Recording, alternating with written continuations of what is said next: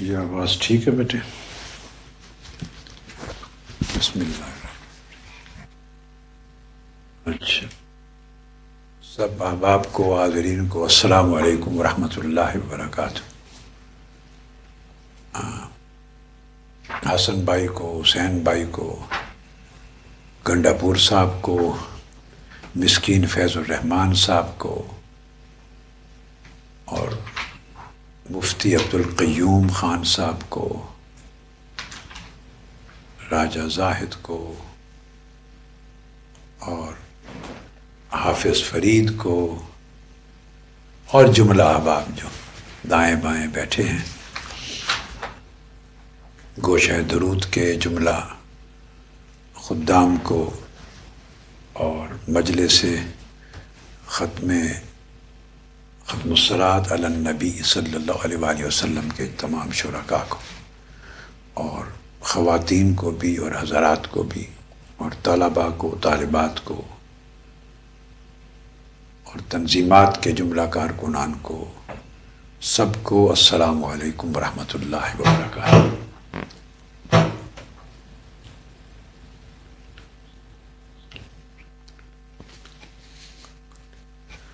ماشاء اللہ، مجھے ابھی یہ رپورٹ ملی ہے، بسم اللہ الرحمن الرحیم، کہ ماہ جنوری میں جو گوشہ درود کے نظام کے تحت درود پاک پڑھا گیا ہے،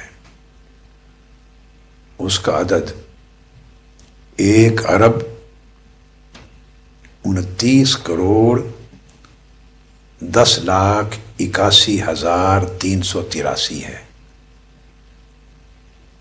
مبارک ہو حضور علیہ الصلوۃ والسلام کی بارگاہ میں درود و سلام پڑھنے والوں کو، اور یہ ہدیہ درود و سلام آقا علیہ السلام کی بارگاہ میں پیش کرنے والوں کو۔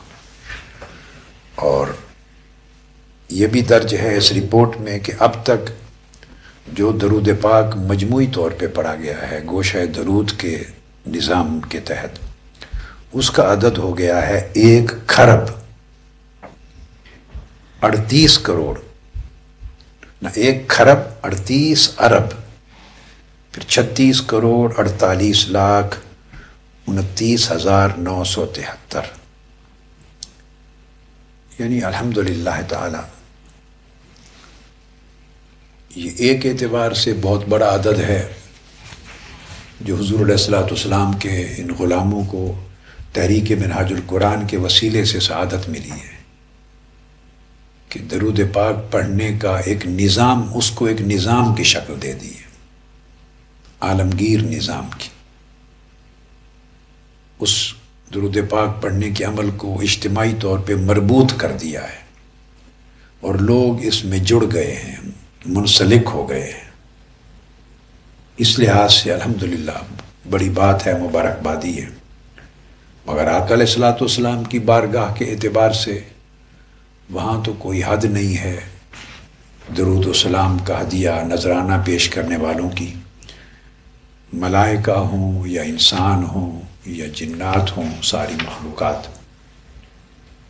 تو وہاں تو جو ہدیہ بھی پیش کیا جائے وہ حقیر سے حقیر تر ہدیہ ہے آقا علیہ السلام کی بارگاہ کی عظمت کے پیش نظر۔ سو خوش نصیب ہیں وہ لوگ جو تحریک منہاج القرآن کے اس نظام کے تحت، ہماری مائیں، بہنیں، بیٹیاں بھی، اور ہمارے بیٹے اور ہمارے بھائی، رفقا، اراکین، وابستگان، اور جملہ محبین اور متوسلین دنیا بھر میں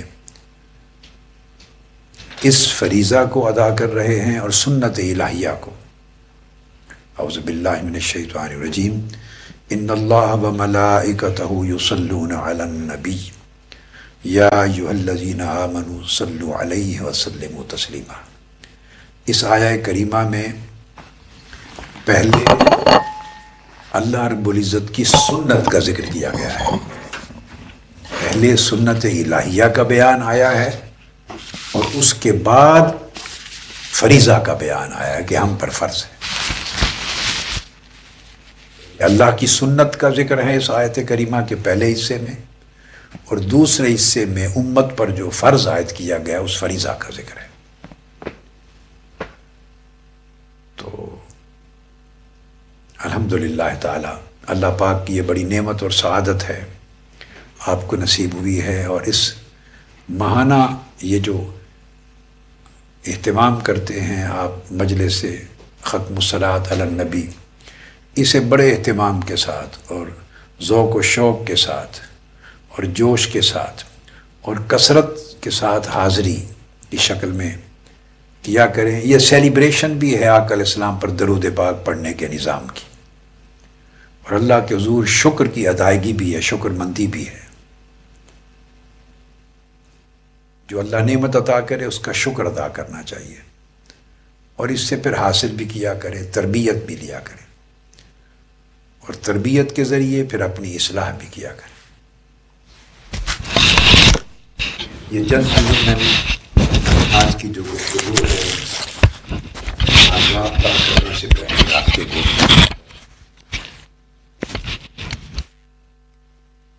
الحمدللہ تعالی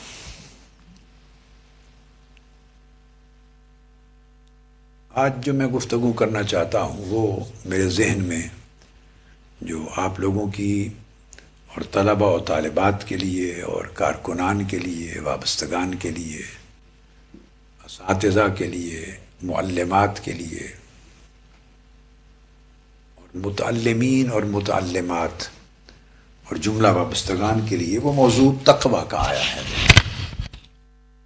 چند ضروری چیزیں تقویٰ کے حوالے سے بیان کرنا چاہتا ہوں۔ سو ہم اپنی گفتگو کا آغاز کرتے ہیں۔ نحمدہ ونصلی ونسلم علی سیدنا و مولانا محمد وعلی آلہ وصحبہ اجمعین، اما بعد، اعوذ باللہ من الشیطان الرجیم، بسم اللہ الرحمن الرحیم۔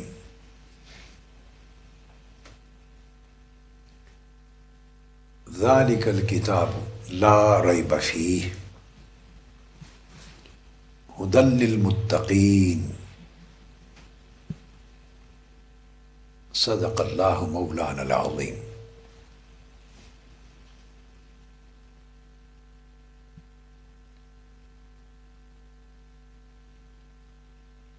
اللہ رب العزت کا شکر ہے جس کی توفیق سے ہم سب آج کی مجلس میں جمع ہوئے، اور یہ مجلس ختم الصلاۃ علی النبی صلی اللہ تعالی علیہ وآلہ وسلم کی ہے،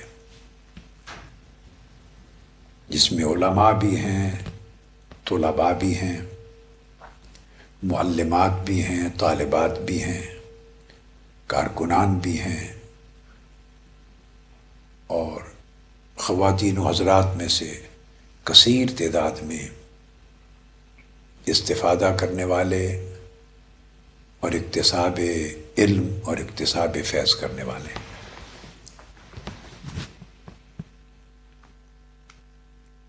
اور دنیا بھر میں جو ہمارا منہاج ٹی وی کا نیٹ ورک ہے اس کے ذریعے بھی اس کو سننے، سمجھنے اور قبول کرنے والے۔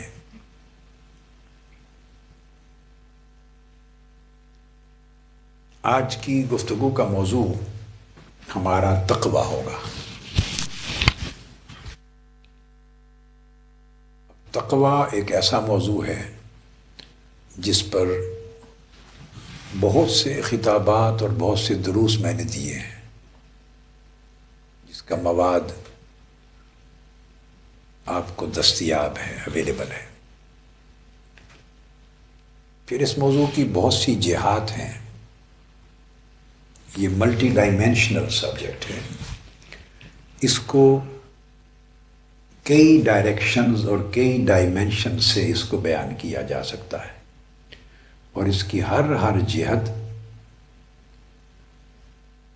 دوسری سے بڑھ کر اپنے اندر ایک اہمیت، فضیلت اور قدر و منزلت رکھتی ہے۔ سو ایک نشست میں صاف ظاہر ہے ساری جہات کا احاطہ ممکن نہیں ہے۔ تو آج کے محدود وقت میں چند پہلو جو تقوی کے حوالے سے بیان کیے جا سکتے ہیں، وقت کی اجازت، وقت کی جو وسعت ہے یا وقت کا دامن ہے، اس کی جس قدر اجازت ہے اس کے تحت سمجھانے کی کوشش کرتا ہوں۔ اور میں نے آج تقوی کے موضوع کے ضمن میں جو چند نکات بیان کرنے کا ارادہ کیا ہے اللہ رب العزت کے امر اور توفیق سے، اس کے لیے میں نے سورہ بقرہ کی یہ پہلی 2-3 آیات کی تلاوت کی۔ حروف مقطعات کے بعد اعوذ باللہ من الشیطان الرجیم، الف لام میم، ان حروف مقطعات کے بعد اب آیات محکمات کا بیان شروع ہوتا ہے۔ تو سب سے پہلا بیان جو قرآن مجید میں آیا ہے، اور یہ وہ مقام ہے جہاں سب سے پہلی بار قرآن مجید میں تقوی کا ذکر آیا۔ اس سے پہلے تو سورہ فاتحہ ہے، سورہ فاتحہ میں تقوی کا ذکر نہیں آیا۔ پھر دوسری سورہ بقرہ ہے، اور اس کی ابتدا میں ہی متقین کی بات ہوئی ہے، تقوی کا ذکر آیا ہے۔ لہذا آج دیکھتے ہیں کہ قرآن مجید جب سب سے پہلی بار تقوی کا ذکر کرتا ہے تو اس کو کس طرح ڈیفائن کرتا ہے، اس کی کیا شرائط بیان کرتا ہے، اس کے کیا پری ریکویزٹس بیان کرتا ہے، پری کنڈیشنز کیا بیان کرتا ہے قرآن مجید، اور اس کے اثرات اور نتائج اور فوائد کیا بیان کرتا ہے، تاکہ قرآن مجید کے اس پہلے بیان سے، بیان تقوی سے، ہم کچھ چیزیں اپنے نصیحت اور اپنی تربیت کے لیے اخذ کر سکیں۔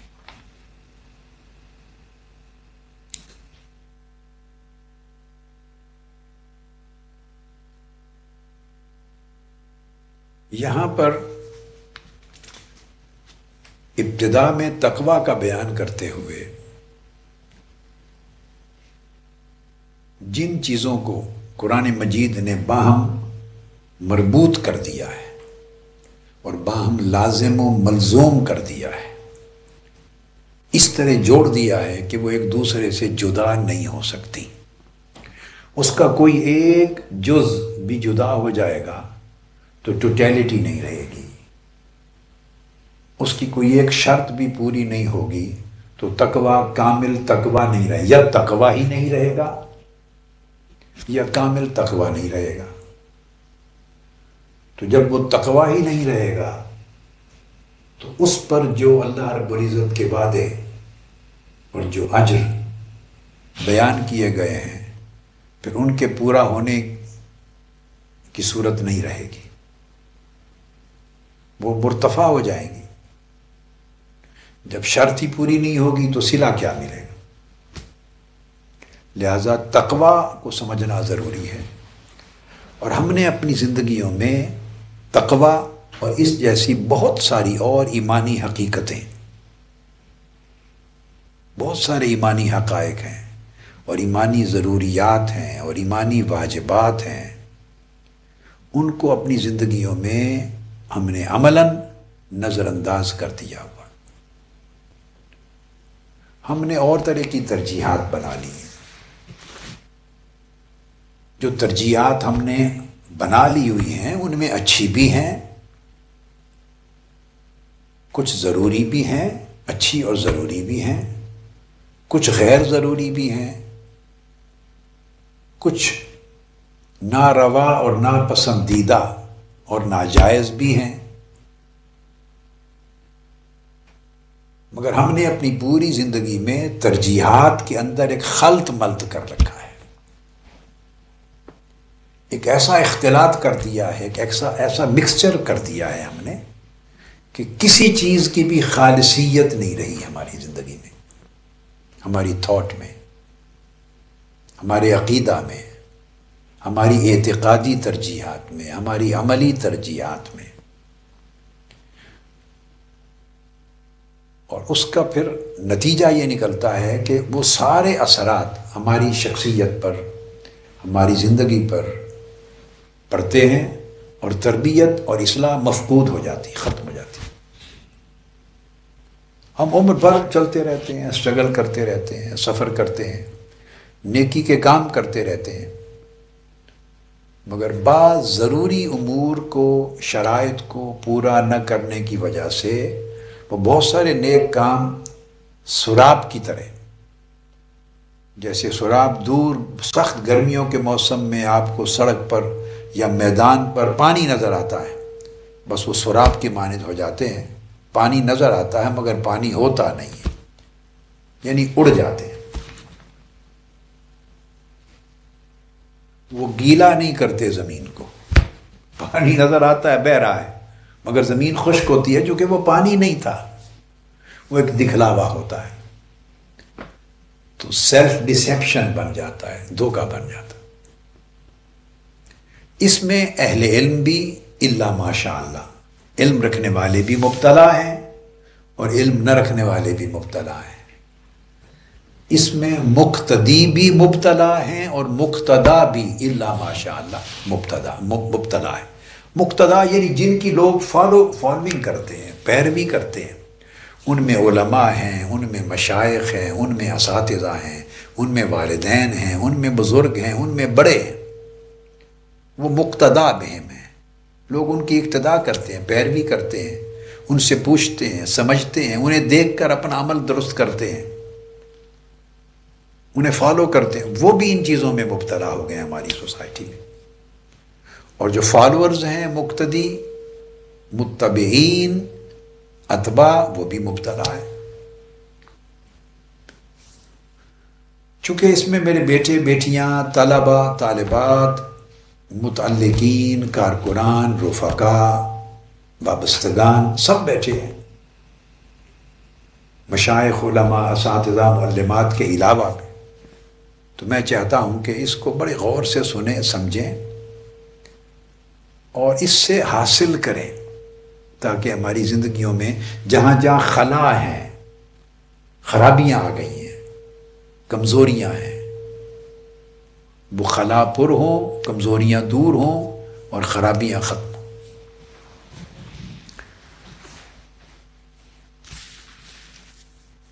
قرآن مجید نے سورہ بقرہ میں ابتداءً فرمایا ذالک الکتاب، یہ وہ کتاب ہے. اس پر میں گفتگو مزید کرنا آج کی نشست کا جو موضوع ہے اس میں اس پر گفتگو نہیں کر رہا.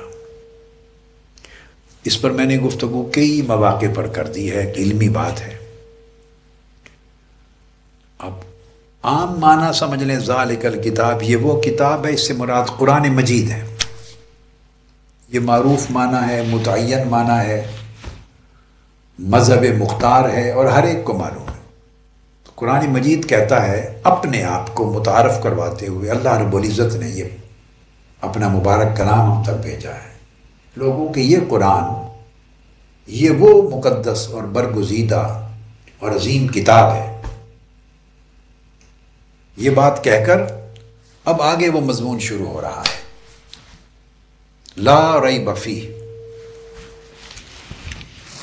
اس میں کسی شک کی گنجائش نہیں ہے، اس میں کوئی شک اور شبہ نہیں ہے، اور شک اور شبہ کی جگہ ہی نہیں ہے، یہاں پر گنجائش ہی نہیں ہے. شک، میں اس پر بھی علمی گفتگو زیادہ اور تفصیلی گفتگو نہیں کرنا چاہتا، چونکہ میرا ارتکاز تربیتی گفتگو پر ہے. سو میں اختصار سے کام لیتے ہوئے دو باتیں کہہ دیتا ہوں. نہ تو اس شک کی گنجائش ہے کہ یہ کتاب اللہ کی طرف سے نازل ہوئی ہے یا نہیں، بغیر شک و شبہ یہ اللہ کا کلام، اللہ کی کتاب ہے، اس کی نازل کردہ کتاب. اور دوسرا، اس امر میں بھی شک کی کوئی گنجائش نہیں ہے کہ یہ ثقہ اور قابل اعتماد اور امانت دار ذریعے سے آئی ہے یا نہیں. یعنی جو اللہ کی اس کتاب کو، ان آیات کو جو لے کر آیا ہے، یعنی جبرائیل امین، تو وہ ذریعہ لانے والا بھی ثقہ، قابل اعتماد ہے یا نہیں، اور جس مبارک ہستی نے ریسیو کیا اور اپنی زبان سے ہمیں ادا کیا ہے وہ بھی امین، امانت دار، ثقہ اور معتمد ہے یا نہیں. گویا اس کے اصل اللہ کی کتاب ہونے میں بھی کوئی شک نہیں، اس کا جو میسج ہے، جو مشن ہے، اس میں بھی شک نہیں، اور جو اس کا وسیلہ ہے، جن کے ذریعے یہ ہم تک پہنچا ہے، اس میں بھی شک نہ کرو. اب تقویٰ کا معنی یہاں سے شروع ہو رہا ہے، کیونکہ آگے یہ بات، اس کے متصلاً بعد لفظ آ رہا ہے ذالک الکتاب لا ریب فیہ ھدی للمتقین، اور یہ کتاب ہدایت ہے تقویٰ شعاروں کے لیے، اہل تقویٰ کے لیے ہدایت. اب اس مقام میں جن جن حقائق کو اور امور کو بیان کیا گیا ہے ان کا آپس میں بہت گہرا تعلق ہے، وہ سارے جڑیں، آپس میں جڑیں تو پھر مضمون مکمل ہوتا ہے. ہم پک اینڈ چوز کرتے ہیں، ایک پورا کل ہے اللہ رب العزت نے دیا ہے، کل ایک ٹوٹیلٹی دی ہے، اور اس کے تمام جو اجزاء ہیں، کمپوننٹس ہیں، انگریڈینٹس ہیں، کانسٹیٹوئنٹ ایلیمنٹس ہیں، وہ سارے ایک دوسرے کے لیے ریسیپروکل ہیں، انٹر ڈیپینڈنٹ ہیں، انڈسپینسیبل ہیں، سارے جڑے ہوئے، انسیپریبل ہیں. اگر اس میں سے ایک چیز نکال لی، آپ گاڑی کو دیکھ لیں نا، ایک انجن ہوتا ہے، اس کا ہر پرزہ آپس میں جڑا ہوا ہوتا ہے، وہ سارے پرزے جڑ کے ایک وجود بناتے ہیں، وہ انجن بنتا ہے، اس سے گاڑی چلتی ہے. اس میں سے آپ ایک پرزہ نکال لیں اور 9 پرزے، 10 پرزوں کی وہ گاڑی تھی، وہ انجن تھا، وہ ایک مشین تھی، ایک نکال لیں، 9 پرزے باقی، وہ نہیں چلے گی گاڑی. خواہ گھر کے لیے پانی کی موٹر ہوتی ہے، بجلی کے لیے موٹر ہوتی ہے، فین کی موٹرز ہیں، کوئی چیز، کوئی مشین دنیا کی لے لیں، چھوٹی جگہ سے لے کے ہوائی جہاز تک اور بحری جہاز تک لے لیں، جس نے چلانا ہے، کوئی بھی موٹر ہوگی جس نے چلانا ہے، خواہ اس کے 100 پرزے ہیں، 100، خواہ اس کے 50 ہیں، خواہ اس کے 10 ہیں، خواہ اس کے 5 ہیں. یہ بات میرے بیٹوں اور بیٹیوں سمجھنے والی، وہ تبھی چلے گا نظام اگر وہ پورا کا پورا کل ورکنگ پوزیشن میں ہوگا، اس کا فنکشن ٹوٹیلٹی میں ہوگا. اگر آپ اس میں سے ایک پرزہ یا 2 پرزے نکال لیں اور 3 چلتے رہیں، 2 نکال لیں، 10 میں سے 8 پرزے موجود رہیں، 20 میں سے 3 پرزے نکال دیں، 17 موجود رہیں، اور توقع کریں کہ نتائج وہ آ جائیں جو وعدہ کیا گیا ہے کہ اس مشین کو جو چلائے گا اس سے یہ نتائج آئیں گے، تو گاڑی تو نہیں چلے گی. آپ کہیں گے دیکھو جی ایک پرزہ ہی نکالا ہے نا، 19 تو موجود ہیں 20 میں سے، صرف 2 پرزوں پر عمل نہیں کیا تو 18 تو موجود ہیں. لیکن نہیں، یہ بات سمجھنے والی ہے کہ وہ جو وعدہ الہی تھا، یا انجینئر کا جو وعدہ تھا، یا اس کا جو مینوفیکچرر ہے اس کا وعدہ تھا، اللہ رب العزت ہمارے بھی نظام زندگی کا مینوفیکچرر ہے، خالق ہے، صانع ہے، اس کا وعدہ تھا یہ سارا ایک کل ہے، یہ ٹوٹیلٹی پوری ہوگی تو یہ ریزلٹس آئیں گے۔ تو جب آپ نے ٹوٹیلٹی کو توڑ دیا، خواہ ایک پرزہ نکال کے، خواہ دو، خواہ تین، ٹوٹیلٹی ٹوٹ گئی، اب وہ فنکشن نہیں کرے گی، وہ مشین فنکشن نہیں کرے گی۔ بس اس بات کو آپ اچھی طرح سمجھ گئے ہیں، اس کو اپلائی کر لیں اپنی روحانی زندگی پر، تو روحانی زندگی کا بھی ایک نظام ہے، اور وہ نظام اللہ رب العزت نے بہت سی چیزوں کے اندر ایک کلیت پر، ٹوٹیلٹی پر قائم کیا ہے۔ اس کے ساتھ کئی اجزاء، کئی شرائط جڑے ہوئے ہیں، اور جڑ کر وہ ایک پورا کنسپٹ بنتا ہے۔ بے شک ان میں سے ہر ایک جز کا ایک ٹائٹل ہے، ایک عنوان ہے، اس کے لیے ایک لفظ ہے، متعین ہے، اس کا ایک معنی ہے، الگ الگ معنی ہے ہر ایک کا، مگر وہ سارے الفاظ، ان کے معنی، ان کی شرائط، ان کے تقاضے جڑیں گے تو وہ کنسپٹ جس کے ریزلٹ دیے جا رہے ہیں، جس پر وعدہ کیا گیا ہے، وہ تب متعین ہوگا۔ ہم اپنی مرضی سے یا اپنی غفلت کی وجہ سے، اپنے حالات کے باعث، اپنی ترجیحات کے باعث، اپنے نفسانی شہوات کے باعث، جو بھی سبب سمجھ کریں، ہم اس میں سے کچھ جز نکال دیتے ہیں، ان پر عمل نہیں کرتے، نظر انداز کر دیتے ہیں، انہیں کم اہم سمجھتے ہیں۔ یہ فیصلہ کون کرتا ہے؟ انہیں کم اہم سمجھ کے عمل نہ کرنا، یہ فیصلہ کون کر رہا ہے؟ ہمارے خالق نے تو فیصلہ نہیں کیا، یہ ہمارے مالک نے، صانع نے، وہ جس نے اس کو پروڈیوس کیا ہے، مینوفیکچر کیا ہے، جس نے تخلیق کی ہے اور اس کے ریزلٹ کی گارنٹی یا وارنٹی دی ہے، اس نے تو یہ نہیں ہمیں کہا یہ ضروری ہے، یہ غیر ضروری ہے، یہ نکال دو تو حرج نہیں ہوگا، یہ برقرار رہنے دو کام چل جائے گا، اس نے تو ایسی کوئی بات نہیں کی۔ یہ تو ہم اپنی غفلت، اپنی شہوت، اپنی کمزوریاں، اپنی ضروریات، اپنی خود ساختہ ترجیحات، اپنی جہالت، جو بھی سمجھ لیں، نفسانی خواہشات، اپنے خود پیدا کیے ہوئے حالات، اپنی ترجیحات کی وجہ سے ہم نے رد و بدل کر دیا ہے، اور رد و بدل ہم نے کر دیا ہے اللہ رب العزت کے بنائے ہوئے نسخے میں، اس طبیب کی دی ہوئی پریسکرپشن میں ہم نے رد و بدل کر دیا ہے، اور ریزلٹ دیکھنا چاہ رہے ہیں کہ بالکل صحت یابی ہو جائے، شفا یابی ہو جائے، ریزلٹ صحیح آ جائے۔ اس نے تو بھائی ساری چیزوں کو کمبینیشنز کر دیا تھا، کئی ادویات کا۔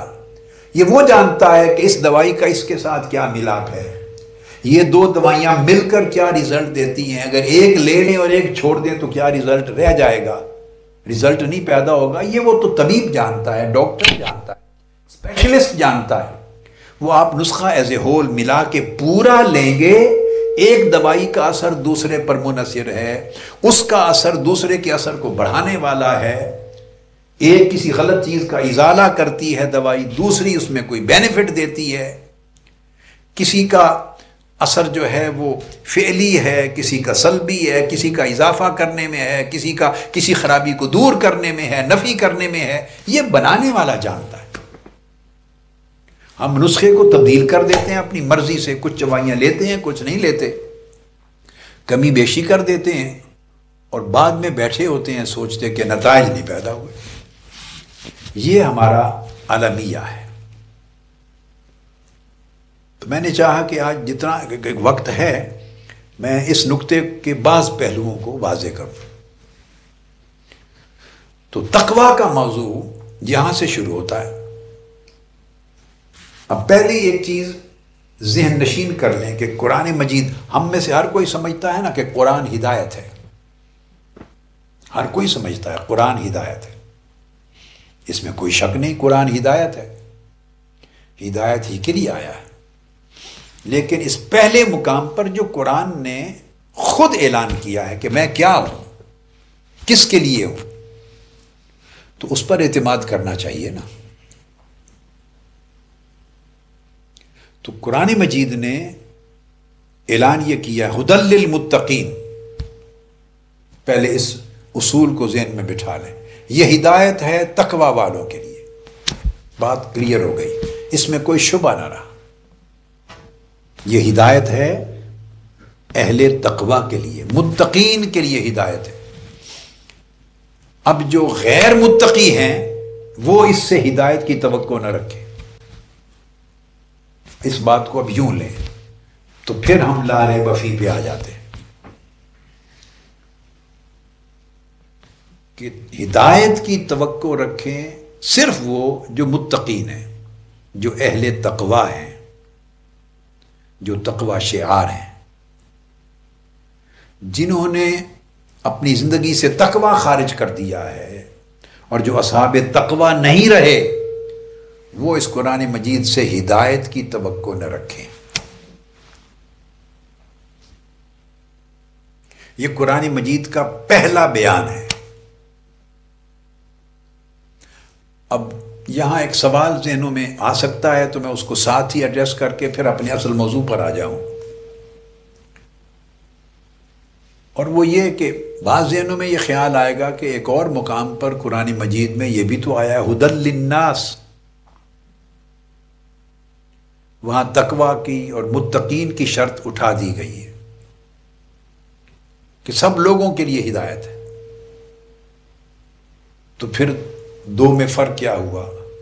تو یہ میں ساتھ واضح کر دوں تاکہ پھر آگے اشکال نہ رہے. وہاں ہدایت کا معنی اور ہے اور یہاں ہدایت کا معنی اور ہے. جب قرآن ہدایت ہوتا ہے عامت الناس کے لیے، پورے عالم انسانیت کے لیے، ہدی للناس، تو اس سمجھ لیں ہدایت کا معنی صرف بیان اور وضوح ہے، وضاحت اور بیان. جب عالم انسانیت کے لیے، ہر متقی اور غیر متقی کے لیے، ہر پرہیزگار اور غیر پرہیزگار، ہر نیک اور بد کے لیے، حتیٰ کہ مومن اور کافر کے لیے بھی، متقی اور فاسق کے لیے بھی، مومن اور کافر کے لیے بھی، ہر ایک کے لیے جب فرمایا ہدی للناس، تو اب تو آمنو کی شرط بھی نہ رہی نا. وہاں تو مومنین کی شرط بھی نہ رہی، عالم انسانیت کے لیے ہدایت ہے. تو عالم انسانیت کے لیے قرآن کا ہدایت ہونا اور معنی میں ہے. اس کا معنی ہے کہ یہ بیان ہے. پورے عالم انسانیت کو قرآن ہر ضروری چیز کھول کھول کر بیان کر دیتا ہے، واضح کر دیتا ہے. جو محکمات، امور محکمات ہیں، جو شرعیات ہیں، جو ضروریات ہیں،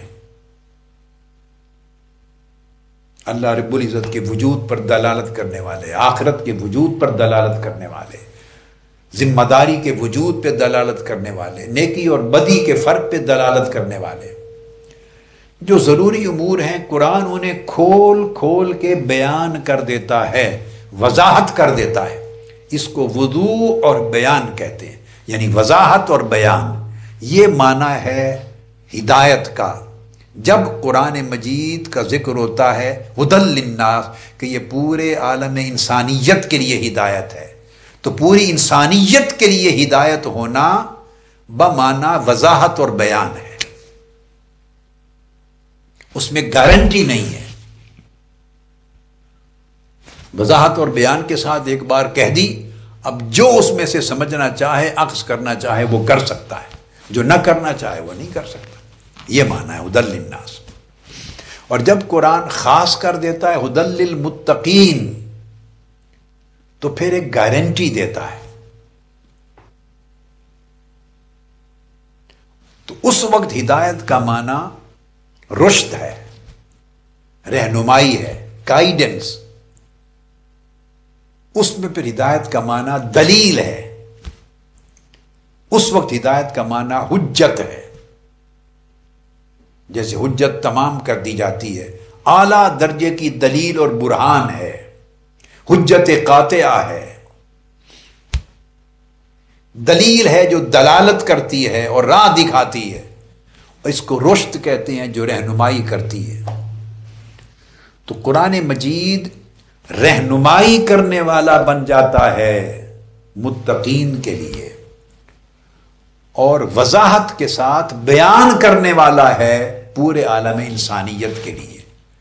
تو اس میں کسی چیز کی گارنٹی نہیں ہے سوائے قرآن مجید کے اپنی ایک شان بیان کی گئی ہے کہ قرآن مجید کا ٹیکسٹ، اس کی آیات، اس کے مضامین اٹ سیلف تبیان لکل شیء، ہر چیز کو کھول کر بیان کرنے والے ہیں۔ قرآن جو بات کرتا ہے واضح کر کے بیان کر دیتا ہے، اس میں کوئی شک و شبہ نہیں رہنے دیتا۔ لا ریب فیہ کے معنی کا اس طرز پہ بھی اطلاق ہوتا ہے۔ تو عالم انسانیت کے لیے قرآن کا ہدایت ہونا بئی معنی ہے، اس میں گارنٹی کسی کے لیے نہیں۔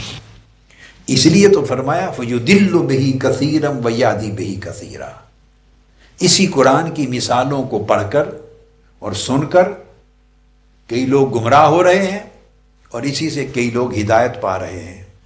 اب یہ جو قرآن پڑھنے والے اور سننے والے ہیں، ان کی طبیعت پر، ان کی صلاحیت پر، ان کی استعداد پر، ان کے اندر کتنی قبولیت ہے، کتنی درستگی ہے، کتنا ٹیڑھا پن ہے، کتنا اندھیرا اور ظلمت ہے، کتنی روشنی ہے، یہ ان کی طبیعت اور مزاج کے اندر جو صلاحیت ہے اس پر ڈیپینڈ کرتا ہے کہ وہ اس کی باتوں کو اپنی من کی کجی اور ٹیڑھے پن کی وجہ سے گمراہ ہوتے ہیں،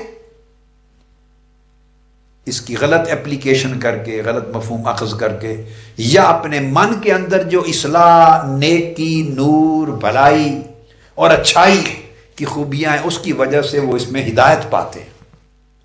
یہ ان لوگوں پہ چھوڑ دیتا ہے قرآن۔ یہ ہدی للناس کا معنی ہے، وہ سامع پر، قاری پر، پڑھنے والے پر، سمجھنے والے، سننے والے پر چھوڑ دیتا ہے۔ جیسے بارش ہے، ان کے لیے بارش کی مانند ہے قرآن۔ جیسے بارش زمین پر گرتی ہے تو ڈیپینڈ کرتا ہے کہ اب وہ زمین کیسی ہے۔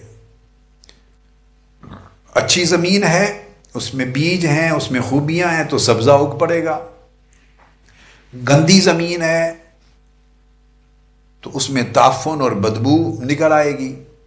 چٹیل زمین ہے تو بس بارش ایسے نیچے گرتی چلی جائے گی، کچھ بھی نہیں ہوگا۔ تو ڈیپینڈ کرتا ہے کہ دل کی زمین کیسی ہے، دل و دماغ کی، نفس کی طبیعت زمین کیسی ہے۔ تو ان کے لیے ہدی للناس، ان کے اوپر ڈیپینڈ کرتا ہے کہ وہ قرآن سے کیا لے سکتے ہیں، کیا نہیں لے سکتے، ان کے حال پہ چھوڑ دیتا ہے۔ تو اس میں قرآن اپنا ایک کریکٹر بیان کرتا ہے، اپنی یہ خوبی بیان کرتا ہے کہ میرا مرتبہ، میری شان یہ ہے کہ میں ایسا بیان ہوں۔ قرآن کہتا ہے کہ میرے بیان میں کوئی شک و شبہ کی گنجائش نہیں، اگر کوئی پیدا کرتا ہے تو یہ اس کی اپنی کجی ہے، فہم کا ٹیڑھا پن ہے۔ یہ ہدی للناس کا معنی ہے بیان، وضاحت، تبیین، تبیان۔ اور جب فرماتا ہے ہدی للمتقین تو ریسیو کرنے والے اگر متقی ہو جائیں تو قرآن کا معنی ہدایت بدل جاتا ہے۔ اگر ریسیپینٹس، ریسیورز اگر متقی ہو جائیں، متقی ہوں، اہل تقوی ہوں، تو قرآن مجید کا جو معنی ہدایت ہے یا مرتبہ ہدایت ہے وہ اور ہو جاتا ہے۔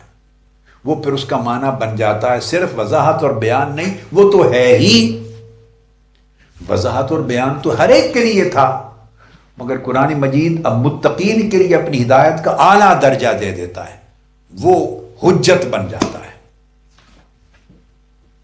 ان کو رہنمائی دینے والا بن جاتا ہے، قوی برہان اور دلائل مہیا، دلیل مہیا کر دیتا ہے، رشد، روشنی دے دیتا ہے، صحیح راستے پہ چلا دیتا ہے، منزل مقصود تک پہنچا دیتا ہے۔ اس کو اراۃ الطریق بھی کہتے ہیں، راستہ دکھا دیتا ہے، ایصال الی المطلوب بھی کہتے ہیں، منزل مقصود تک پہنچا دیتا ہے۔ تو متقین ہوں اگر قرآن مجید کو سننے لینے والے، تو قرآن مجید انہیں پھر آگے بڑھ کے راستہ دکھاتا بھی ہے، راستے پر چلاتا بھی ہے اور منزل پر پہنچاتا بھی ہے، رشد کے معنی میں۔ اب لا محالہ ہم نہیں چاہیں گے کہ ہمیں ہدی للناس کے معنی کی ہدایت ملے آج، ہم نہیں چاہیں گے کہ ہدی للناس کے معنی پہ ہم رک جائیں، ہمیں روک دیا جائے۔ ہمارے لیے قرآن صرف بیان اور وضاحت رہ جائے اور ہمارے حال پہ چھوڑ دیا جائے، ہم نہیں چاہیں گے۔ وہ تو عالم انسانیت کے لیے ہے، مومنوں اور کافروں سب کے لیے۔ ہم نہیں چاہیں گے کہ ہدی للناس ہم اس درجے کی ہدایت تک محدود رکھ دیے جائیں کہ بس قرآن نے واضح بیان کر دیا، دیٹس اٹ، اب ہم پہ چھوڑ دیا، ہم کیا لیتے ہیں۔ نہیں، ہم چاہیں گے ہم ہدی للمتقین میں جس مرتبہ ہدایت کا ذکر ہے اس کے حقدار بنے۔ تو اب اس کا حقدار بننے کے لیے کہ ہمیں قرآن منزل تک پہنچائے، ہمیں قرآن راستہ دکھائے، راستے پر چلائے، ہمیں قرآن منزل پر پہنچائے، ہمارے لیے رشد کا سامان بنے، نور دے، رہنمائی کرے اور ہمیں سیدھی راہ پر چلائے۔ اگر ہم چاہتے ہیں کہ قرآن سے یہ ہدایت ملے، ڈیفینیٹلی قرآن کے اندر یہ ہے، اور یہی چیز ہدی للمتقین میں بیان کی، تو پھر شرط لگا دی ہے للمتقین، پھر ہمیں متقین بننا ہوگا، متقین کے زمرے میں شامل ہونا ہوگا۔ اب ڈیپینڈ کرتا ہے، اگر ہم صرف الناس میں رہتے ہیں تو ان کے لیے قرآن ہدن ہے، ہدن للناس، پھر اس کا مرتبہ ہوگا کہ قرآن نے بیان کر دیا، آپ کی مرضی جو لینا ہے لے لیں، جتنی آپ کی سمجھ، جیسی آپ کی طبیعت، جیسا آپ کا مزاج، جیسے آپ کا من ہے، سیدھا ہے، ٹیڑھا ہے، اس میں ظلمت اندھیرا ہے، روشنی ہے، اس کے مطابق مل جائے گا۔ اگر ہم چاہیں کہ نہیں، جو کچھ الناس کے لیے ہے اس سے نکل کے وہ کچھ ملے جو المتقین کے لیے ہے، تو قرآن اس کے لیے بھی گارنٹی کرتا ہے، ہاں اگر تم المتقین بن جاؤ تو پھر میری ہدایت تمہیں رشد اور رہنمائی اور منزل کی طرف لے جانے اور پہنچانے کا فریضہ ادا کرتی ہے۔ لا محالہ ہم اس ہدایت کے طلبگار ہیں کہ نہیں؟ بتائیے، ہاتھ کھڑا کریں، کون سی ہدایت کے طلبگار ہیں؟ جو ہدی للناس ہے وہ ہاتھ کھڑا کریں نا، جو ہدی للناس والی ہدایت صرف چاہتے ہیں، اس پر اکتفا کرنا چاہتے ہیں۔ نہیں تو سب نے ہاتھ نیچے کر دیے۔ تو جو ہدایت قرآن مجید نے کہی دوسری ہدی للمتقین، اس کے طلبگار ہیں، ہاتھ کھڑا کریں، اونچا کریں نا، پتہ چلے، ہاتھ اونچا کریں۔ تو لا محالہ ہدی للمتقین اس مرتبہ ہدایت کے اور اس قسم ہدایت کے طلبگار ہیں، اور یقیناً ہونا بھی چاہیے، کیونکہ قرآن مجید کی اپنی پریفرنس بھی یہ ہے کہ سب سے پہلے اپنا تعارف کراتے ہوئے قرآن میں فرسٹ ٹائم جب اپنے آپ کو ہدایت کہا ہے تو اس نے ہدی للناس نہیں کہا، آپ دیکھیے، اس نے ہدی للمتقین کہا۔ حالانکہ عام طریقہ یہ ہے کہ پہلے عام کے لیے جو حکم ہوتا ہے وہ آتا ہے، اور بعد میں خاص حکم آتا ہے، عام کے بعد خاص آتا ہے، پہلے مطلق آتا ہے، بعد میں مقید آتا ہے۔ طریقہ یہ ہوتا ہے، پہلے ایک حکم آ جاتا ہے، بعد میں اس میں استثناء کسی کے لیے کر دیا جاتا ہے۔ تو عام کے بعد خاص آنا تھا، مگر یہاں خاص پہلے آ گیا، عام بعد میں۔ اس کا مطلب کیا ہے؟ اس کا مطلب یہ ہے کہ قرآن نے اپنی پریفرنس بھی دے دی ہے کہ میری پہلی پریفرنس یہ ہے کہ میں وہ ہدایت دوں جس سے لوگ رہنمائی پائیں، صحیح راستے پر چلیں، منزل پر پہنچیں، اور وہ ہدی للمتقین ہے، مجھ سے یہ ہدایت لو۔ پھر بعد میں جا کر جب ہدی للناس کہا تو کہا کہ متقین تو جو ہدایت میں دینا چاہتا ہوں لے لیں گے، لیکن باقی لوگ محروم نہ رہ جائیں، ان کے لیے بھی میری ایک بڑی کلیئر میری سٹیٹمنٹ ہے، اور وہ بڑی وضاحت پر ایکسپلیسٹ ہے، بڑا کلیئر کٹ اس کے اندر ایکسپریسو ہے، ایکسپلیسٹ ہے، سیلف ایویڈنٹ ہے، کلیئر ہے، ان ایمبیگوس ہے۔ وہ معنی ہے ہدی للناس۔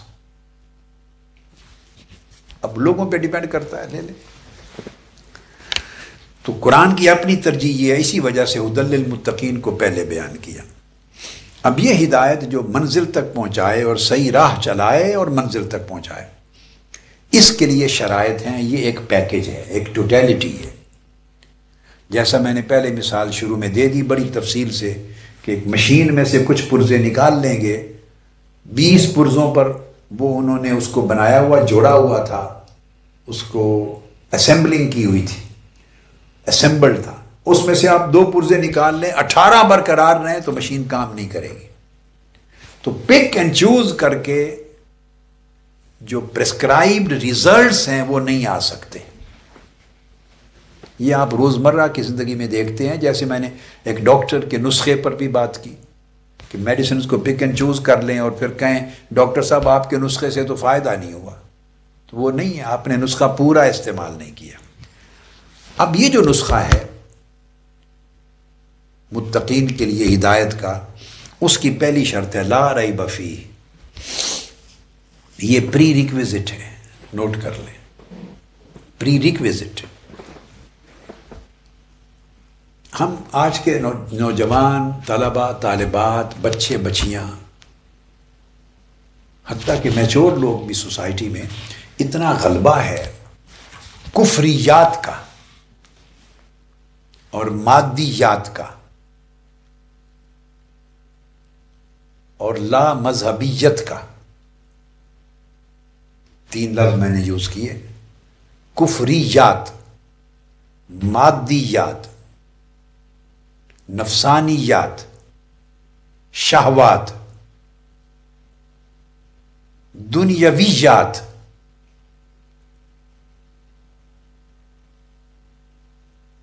ان کا اتنا غلبہ ہے کہ ان چیزوں کا سب سے پہلا جو برا اثر پڑتا ہے ایک مسلمان پر، ایک بچے پر، بچی پر، ایک فرد پر، پہلا اثر وہ تشکیک.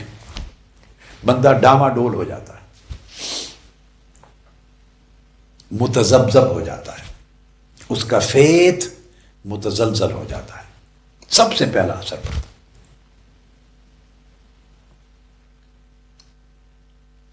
اب آپ سمجھ رہے ہیں، میں یہ لفظ دوبارہ دہرا رہا ہوں، میں چاہتا ہوں کہ آپ کے دل و دماغ میں اتر جائے. ہماری سوسائٹی میں، گرد و پیش میں، ماحول میں جو ہم دیکھتے ہیں، جو ہر وقت سنتے ہیں، جن سے اٹھتے بیٹھتے ہیں، ہماری صحبتیں، ہماری مجلسیں، ہماری دوستیاں، اسکول کالج کی فرینڈشپس، ہمارا کلچر، ہماری ثقافت، ہمارے گھروں کے اندر کے ماحول، باہر کے اندر کے ماحول، گلی کوچے بازار کے ماحول جو اثر انداز ہوتے ہیں ہمارے اوپر، ان میں کفریات بھی ہیں،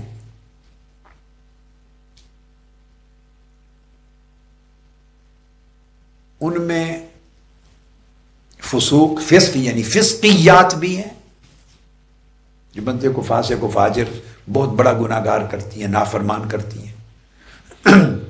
ان میں شہوات بھی ہیں، ان میں مادیات بھی ہیں،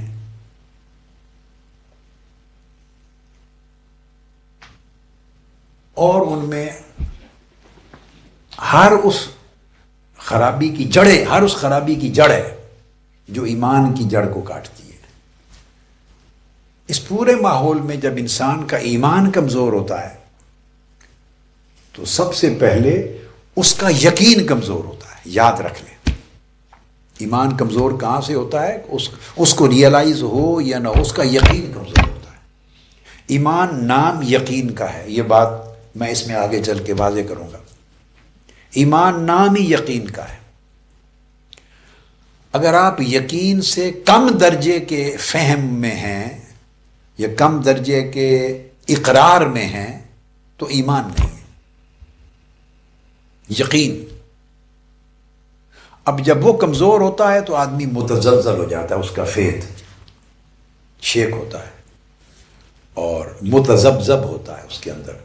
پھر شک و شبہ پیدا ہو جاتا ہے امور میں، شکوک و شبہات. وہ کہتا ہے میں کلیئر نہیں ہوں، میں بڑا کنفیوزڈ ہوں، مجھے سمجھ نہیں آ رہی. یہ چیزیں آپ روزمرہ کہتے بھی ہوں گے، سنتے بھی ہوں گے. یہ سارے جملے، یہ یقین جب زائل ہوتا ہے اور شک اور شبہ داخل ہوتا ہے اور ایمان پر حملہ ہوتا ہے تو اس وقت یہ شروع ہو جاتی ہیں کیفیات. اگر آپ اس کیفیت میں ہوں تو نہ ایمان برقرار رہتا ہے، نہ یقین، اور تقوی تو بعد کی بات ہے. تو تقوی سب سے اونچا ہوگا تو پھر وہ ہدایت ملے گی، تو ہدایت بھی چلی جاتی. تو آدمی خشک کٹے ہوئے درخت کے خشک پتوں کی طرح آندھیوں کے ساتھ، جھکڑ کے ساتھ، ہلکی پھلکی ہوا کے ساتھ بھی اڑتا پھرتا ہے، اس کا کوئی ٹھکانہ نہیں ہوتا. کٹے ہوئے پتے اور خشک جھڑے ہوئے پتوں کی طرح. یہ جو کیفیت ہے سب سے پہلے قرآن مجید نے اپنی ہدایت سے فیضیاب ہونے کے لیے شرط لگا دی ہے کہ اس کیفیت سے نکلیں، اس کیفیت سے نکلیں۔ یہاں ایک بات آپ کے ذہن میں یا میرے بیٹے اور بیٹیوں کے ذہن میں ایک سوال پیدا ہو سکتا ہے شاید، تو پوچھا تو نہیں مجھ سے کسی نے، لیکن میں انسان ہوں، ایسی سوسائٹی سے ہوں، تو میں اندازہ کرتا ہوں کہ اس پر کیا سوال پیدا ہو سکتا ہے، تو میں اس کو ممکنہ حد تک ایڈریس کرتا چلا جاتا ہوں کہ علاج کیا ہے اگر ایسی کیفیت پیدا ہو جائے تو اس سے کیسے نکلیں۔ کامل اولیاء اور بڑے کامل عرفاء اور اولیاء کاملین سے پوچھا گیا کہ ہم گناہوں میں لت پت ہیں یا شکوک و شبہات میں ہیں یا ایمان اور یقین کی کمزوری ہے، تو اس طرح کی کیفیت اور گناہ میں سے نہیں ہٹ سکتے، تو کیا کریں، اس کا علاج کیا ہے، علاج کیا ہے؟ تو ہمیشہ جواب دیتے کہ بری صحبت اور سنگت کو ختم کر دو، جہاں سے گناہ کی سوچ جنم لیتی ہے اس کو بند کر دو۔ بری صحبت اور سنگت کو ختم کر دو، یہ میں نصیحت کر رہا ہوں۔ بری صحبت اور سنگت کو ختم کر دو۔ وہ ایک گھر میں جیسے ہول کھل جاتا ہے، کوئی گٹر کا کھل جائے تو گٹر کا گندا پانی چل رہا ہے نیچے سے، اور بالکل آپ کا گھر محفوظ ہے، بند ہے، تو آپ کو نہ کوئی بدبو آئے گی نہ کوئی، گٹر تو ہر جگہ ہی چل رہے ہیں، گلی کوچے میں چل رہے ہوتے ہیں نا، ہر گھر کے نیچے سے سیوریج سسٹم ہے، ہر جگہ چل رہے ہیں۔ آپ کو بڑی آسانی سے سمجھ آ جائے گی یہ بات۔ سیوریج سسٹم کی وجہ سے آپ یہ نہ سمجھیں کہ نظر نہیں آ رہے تو گٹر نہیں ہے، بھئی گٹر بھی ہیں اور نیچے نالے بھی ہیں، چل رہے ہیں سارے۔ اس کو بیٹے ذرا گرم کر کے لا دیں۔ چل رہے ہیں، ہوتا کیا ہے، کسی جگہ سے اس کا ڈھکنا اٹھ جاتا ہے۔ جب ڈھکنا اٹھ جائے تو دونوں امکانات ہو سکتے ہیں، وہ پانی بہہ کے بھی آپ کے گھر میں آ سکتا ہے اگر دباؤ بڑھے، اور بہہ کے نہ آئے تو بدبو تو آئے گی ہی آئے گی۔ اب یہ جو اولیاء کی نصیحت ہے اس کو بڑا آسان کر دیتا ہوں سمجھنا۔ انہوں نے کہا برے جہاں سے گناہ جنم لیتے ہیں ان گناہوں کی صحبت میں بیٹھنا چھوڑ دو، ان گناہوں کی سنگت کو چھوڑ دو۔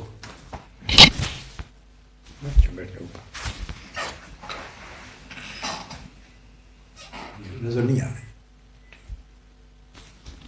اب اس کو سمجھانا چاہتا ہوں۔ گٹر سے تو ڈھکنا کھل گیا، اگر پانی آ گیا تو سارا گند ہو گیا، اگر پانی گندگی کا بہہ کے نہیں بھی آیا تو اس کی بدبو سے سارا گھر بھر گیا۔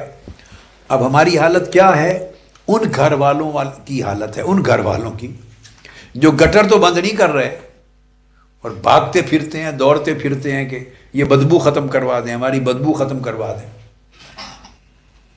کوئی کہتا ہے کسی پیر کے پاس بھی کوئی تعویذ دے دیں کہ بدبو ختم ہو جائے، کوئی کہتا ہے دم کر دیں کہ بدبو ختم ہو جائے، ہمارے گھر میں بدبو بہت آ گئی ہے، کوئی کہتا ہے دعا فرما دیں بدبو ختم ہو جائے، ہمارے گھر میں بدبو بہت آ رہی۔ بھئی گٹر آپ بند نہیں کر رہے، بدبو کہاں سے، تعویذوں سے بند ہوگی، دعاؤں سے بند ہوگی، دم سے بند ہوگی۔ ہم اس حال میں چلے گئے، ان سے تو وہ بہتر ہیں جو تعویذوں اور دعاؤں اور دموں کو مانتے ہی نہیں، وہ کم سے کم سیدھا گٹر ہی بند کرنے کا تو سوچتے ہیں نا۔ اب تو عالم ہو گیا ہے جو مانتے ہی نہیں ان چیزوں کو۔ یہ ہمارا ماننا اس نے تباہی پھیر کے رکھ دی ہے، یعنی اس کا غلط استعمال ہو رہا ہے، ناجائز۔ گٹر بند نہیں کرنا اور بھاگ دوڑ کر رہے ہیں، بھاگ دوڑ کر رہے ہیں۔ آپ چاہیں اس میں محفل میلاد کروا لیں، گھر میں اس نیت سے دعا کریں کہ باری تعالیٰ اس میلاد پاک کی برکت سے ہمارے گھر سے بدبو ختم کر دے۔ آپ 11ویں شریف کروا لیں، آپ قرآن مجید کے 10 ختم کر لیں، آپ 1.25 لاکھ آیت کریمہ پڑھا لیں، جو چاہیں کرتے پھریں اور کہیں جی بدبو بند ہو جائے. بھئی بدبو کہاں سے بند ہو؟ آپ غیر فطری طریقے پر چل رہے ہیں. چونکہ بدبو جہاں سے جنم لے رہی ہے آپ نے وہ تو بند نہیں کیا، تو بس اوپر سب کچھ کیے جا رہے ہیں. تو یہ اللہ کے احکام، اللہ کے رسول کی ہدایات کے خلاف ہے. تو آپ گٹر بند کر دیں، اس کا ڈھکنا مکمل طور پہ، اللہ اللہ اور خیر صلی اللہ، آپ کی بدبو بند ہو جائے گی. آپ کو تعویذوں کی اور دموں کی ضرورت نہیں ہے. یہ ہے بیسک فنومینا. تو اولیاء کہتے کہ نافرمانوں کی صحبت کو چھوڑ دو. جہاں سے نافرمانی جنم لے رہی ہے، شک رکھنے والوں کی صحبت میں مت بیٹھو، ان سے دوستی نہ رکھو. جہاں سے شک کے جراثیم تمہارے ذہنوں میں جا رہے ہیں، بے دینوں کی صحبت میں نہ بیٹھو. جہاں سے بے دینیت، لا دینیت، لا مذہبیت آپ کے اندر سرایت کر رہی ہے. فاسقوں فاجروں کی صحبت میں نہ بیٹھو، جہاں سے فسق و فجور کے رجحانات آپ کے اندر آ رہے ہیں.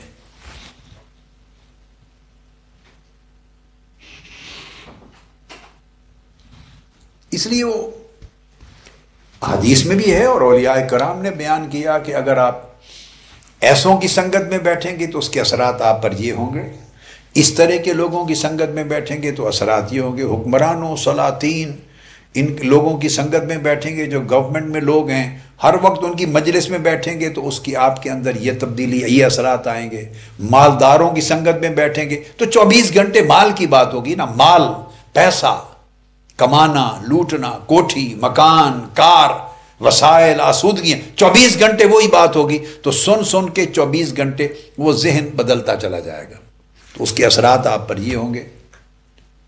راشیوں کی، کرپٹ لوگوں کی، ان کی صحبت میں بیٹھیں گے تو 24 گھنٹے خیانت، بددیانتی کا سن سن کر، دیکھ دیکھ کر شخصیت پہ وہ اثرات ہوں گے. بدکاروں کی، نافرمانوں کی، غلیظ اور گندے لوگوں کی صحبت میں بیٹھیں گے تو 24 گھنٹے اسی کا تذکرہ ہوگا، اسی کا تذکرہ ہوگا. تو کوئی غیر محسوس طریقے سے آپ کے اوپر اثرات پڑتے چلے جائیں گے. یہ سب گٹر ہیں جو کھلے ہوئے ہیں.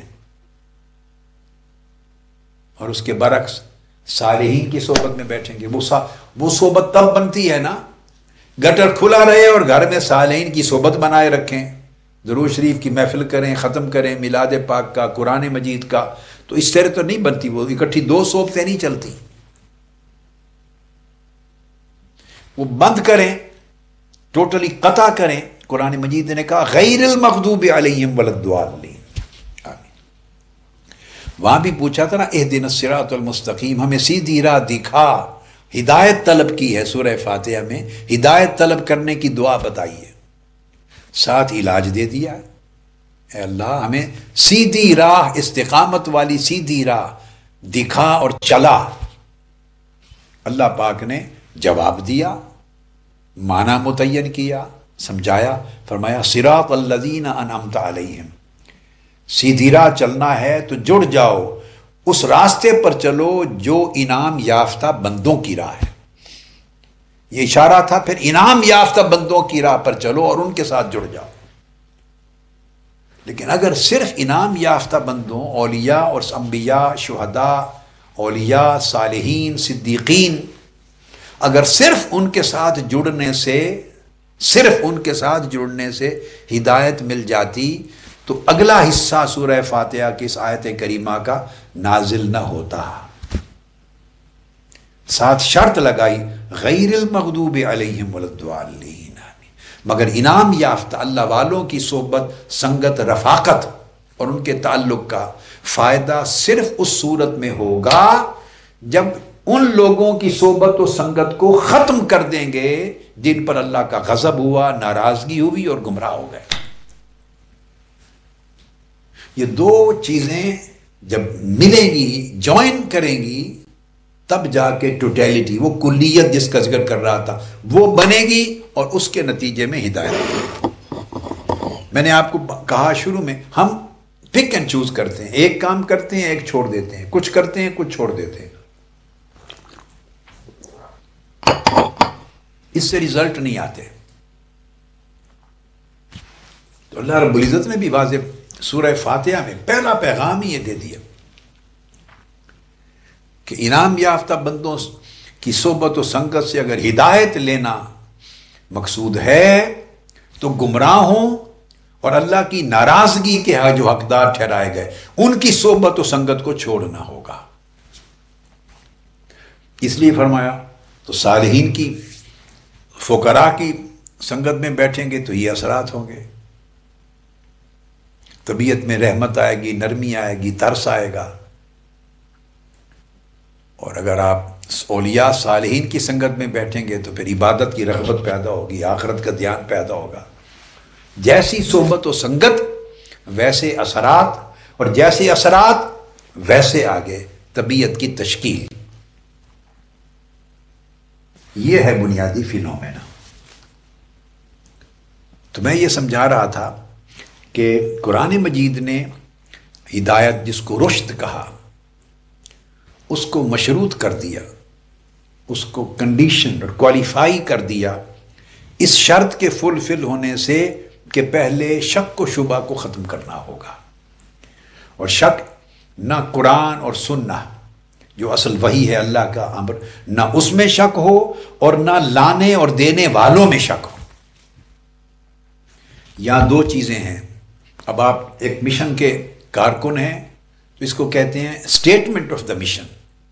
نہ اسٹیٹمنٹ میں شک ہو، مشن کی اسٹیٹمنٹ کیا ہے، نہ اس میں شک ہو، اور نہ اس کے جو کیریئر آپ کو پہنچانے والے نہ ان میں شک ہو. دونوں میں جس جگہ شک آ گیا آپ پرعزم، پر یقین اور ثابت قدم کارکن نہیں بن سکتے. جیسے ایمان کے باب میں جہاں شک آ گیا قرآن کے قرآن ہونے میں، اللہ کے پیغام کے حق ہونے میں، یا اس پیغام الہی کو لانے والے کی صداقت میں، یا اسے ہم تک پہنچانے والے رسول کی صداقت میں، دو مرتبے ہیں. دونوں میں جس جگہ شک آ گیا آپ مومن نہیں بن سکتے، متقی تو دور کی بات ہے. اسی طرح کارکن تو جو اسٹیٹمنٹ آف دا مشن ہے نہ اس میں شک ہو کہ وہ سچا ہے، اور نہ جس چینل سے آپ نے لیا ہے اس چینل کی صداقت اور ثقافت پہ شک ہو. جہاں شک آئے گا آپ کے کام کے لیے جو یقین مطلوب تھا، جس نے آپ کو اطمینان دینا تھا، ثابت قدمی اور پختگی دینی تھی، جس نے آپ کے اندر ایک عزم اور ہمت پیدا کرنی تھی، جس نے آپ کو ایک لگن دینی تھی کام کرنے کے لیے، دیوانہ وار نتائج پیدا کرنے کے لیے، وہ ساری چیز شک و شبہ میں ڈاما ڈول ہو جائے گی. ڈاما ڈول ہوئے تو ایمان بھی گیا، یقین بھی گیا، تقوی بھی گیا، ہدایت بھی گئی. اس لیے قرآن مجید نے تقوی کے مضمون کا مدار لا ریب فیہ پہ رکھا ہے. سب سے پہلے تو شک کی، ہر قسم کے شک اور ریب کی جڑ کاٹنی چاہیے.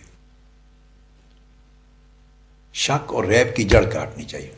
اب چونکہ طلبہ اور طالبات ہیں، میرے جوان بیٹے بیٹیاں ہیں، اس سوسائٹی میں رہتے ہیں، آپ پوچھ سکتے ہیں کہ ہماری صحبت اور سنگت تو ایسے برے لوگوں کی نہیں ہے. ہاں یہ بھی سمجھا دوں، صحبت کا معنی آج کی دنیا میں بڑا وسیع ہو گیا ہے. پہلے وقتوں میں صرف فزیکل صحبت ہوتی تھی، اب یہ ٹیکنالوجی کا دور ہے.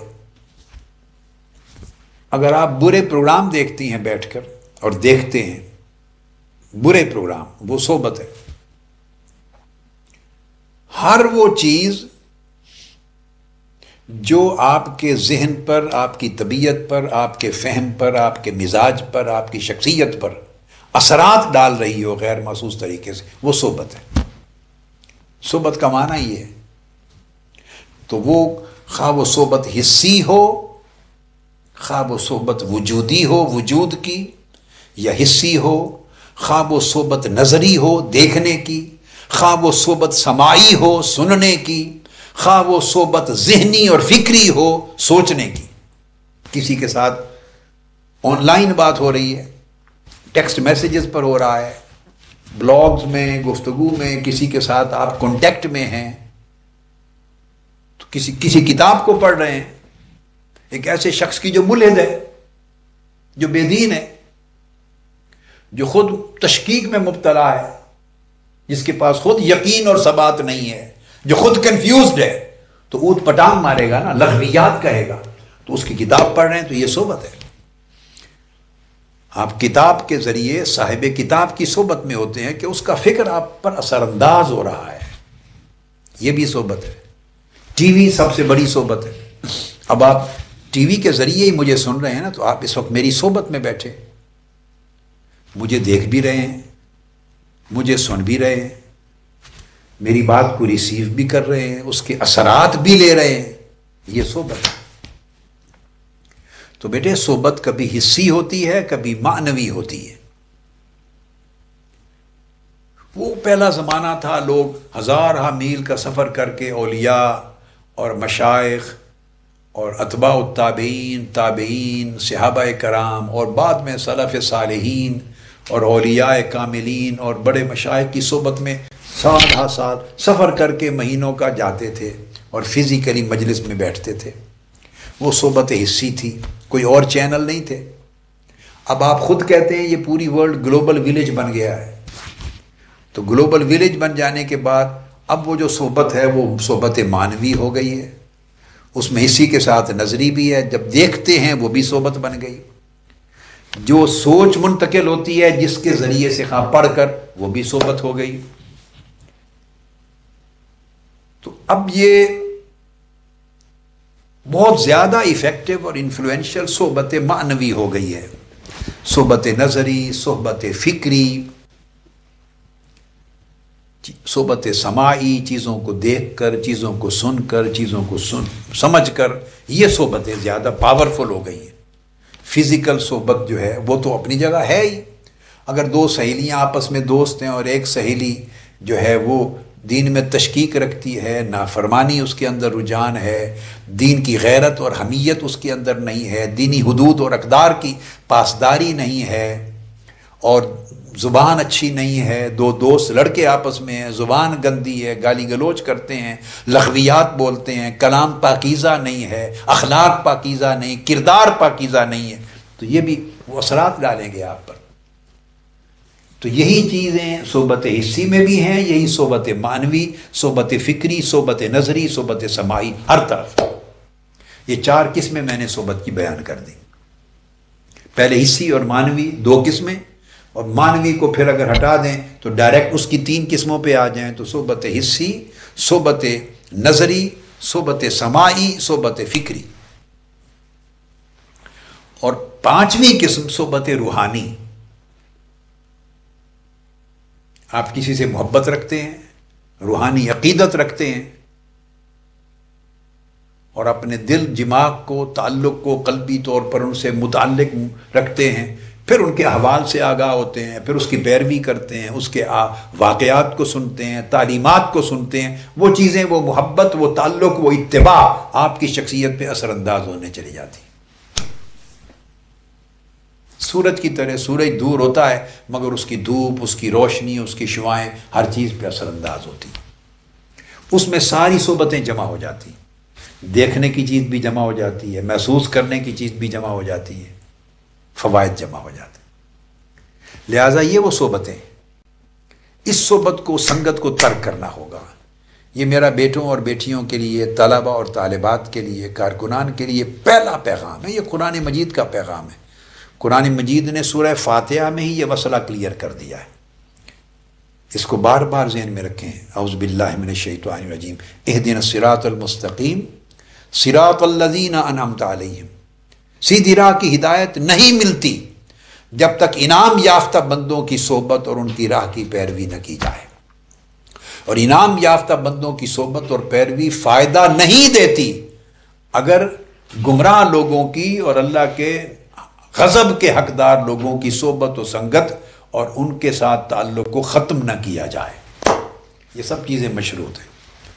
انہیں ختم کریں گے تو ان کا فائدہ نصیب ہوگا. اب یہ کیوں؟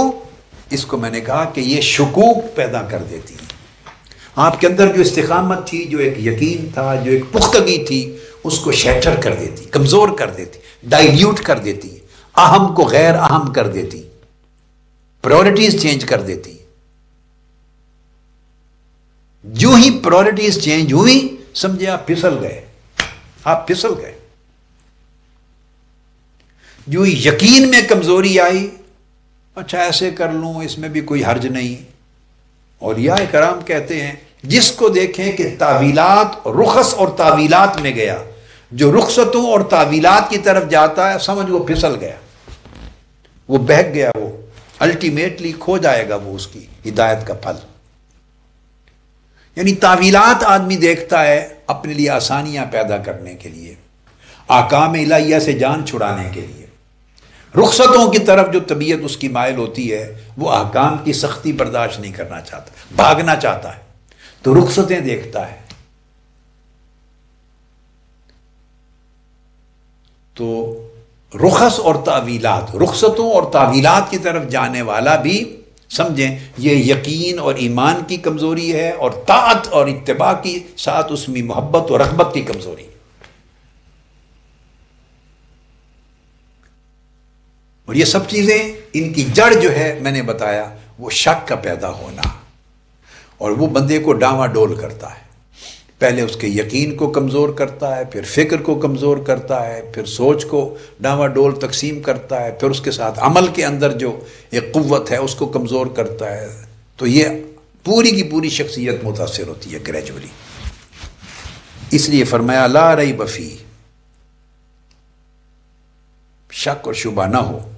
جب یہ چیز مکمل کر لی تو اس کے بعد فرمایا ھدی للمتقین، اب فرمایا یہ ہدایت ہے متقین کے لیے۔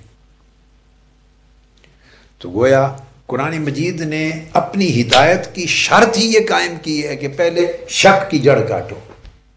ایسا نہیں ہو سکتا کہ تم شک اور ارتیاب میں، ifs اور buts میں رہو اور پھر ہدایت طلبی بھی کرو، پھر ہدایت نہیں ملتی۔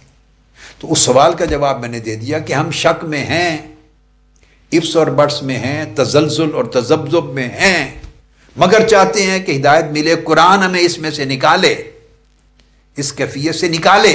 تو میں نے اسی سوال کا جواب دیا، ہاں قرآن نے اس کیفیت سے نکالنے کا بھی نسخہ دے دیا ہے، وہ اس سے پہلے سورہ فاتحہ میں دے دیا ہے کہ جن صحبتوں سے یقین ملنا ہے ان کو اپنا لو، اور جن صحبتوں نے شک میں ڈالنا ہے، گمراہی میں ڈالنا ہے، تذبذب پیدا کرنا ہے، ان کو کلیتاً بند کر دو، وہ گندا گٹر ہے اس کو کلوز کر دو۔ قرآن مجید نے اس کا نسخہ بتا دیا، بغیر اور وظائف کے اوراد کے، سیدھا بری صحبت کو چھوڑ دو، صالحین کی صحبت کو، اور صحبت کا معنی وسیع معنی میں نے سمجھا دیا، اس پر جم جاؤ، آپ خود دیکھیں کہ شکوک ختم ہوتے چلے جائیں گے، نافرمانیوں کی طرف رغبت ختم ہوتی چلی جائے گی، رخصتوں اور تعویلات کی طرف ترجیح ختم ہوتی چلی جائے گی، طبیعت میں چینجز آئیں گی۔ بھئی وہ گٹر کھلا ہوا ہے اس لیے چینجز نہیں آتی، تو اس کا بھی حل قرآن نے دے دیا ہے، وہ حل پہلے دے دیا ہے سورہ فاتحہ میں۔ شک کی جڑ کاٹنے سے پہلے اللہ کو معلوم ہے کہ یہ سوال کریں گے کہ شک کیسے جائے، اللہ نے پہلے علاج دے دیا کہ شک کے لیے، شک کے خاتمے کا علاج یہ ہے صحبت، نیک صحبت پر دوام، استقامت، اور بری صحبت کی جڑ کاٹ دینا، بالکل دروازہ بند کر دینا، کوئی دوست ہی نہیں۔ کیا مجبوریاں ہیں؟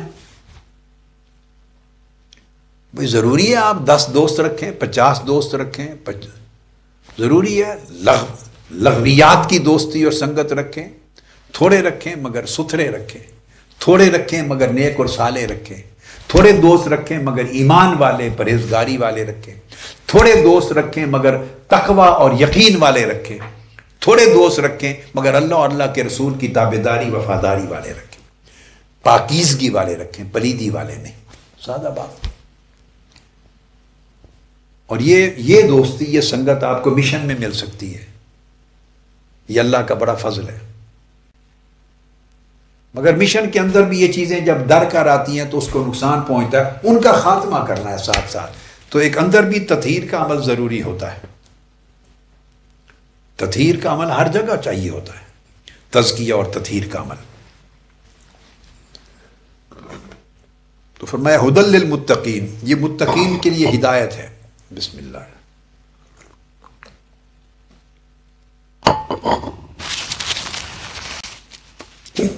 اب یہ بات میں پہلے بیان کر چکا ہوں ہدایت کے دو معنی ہیں.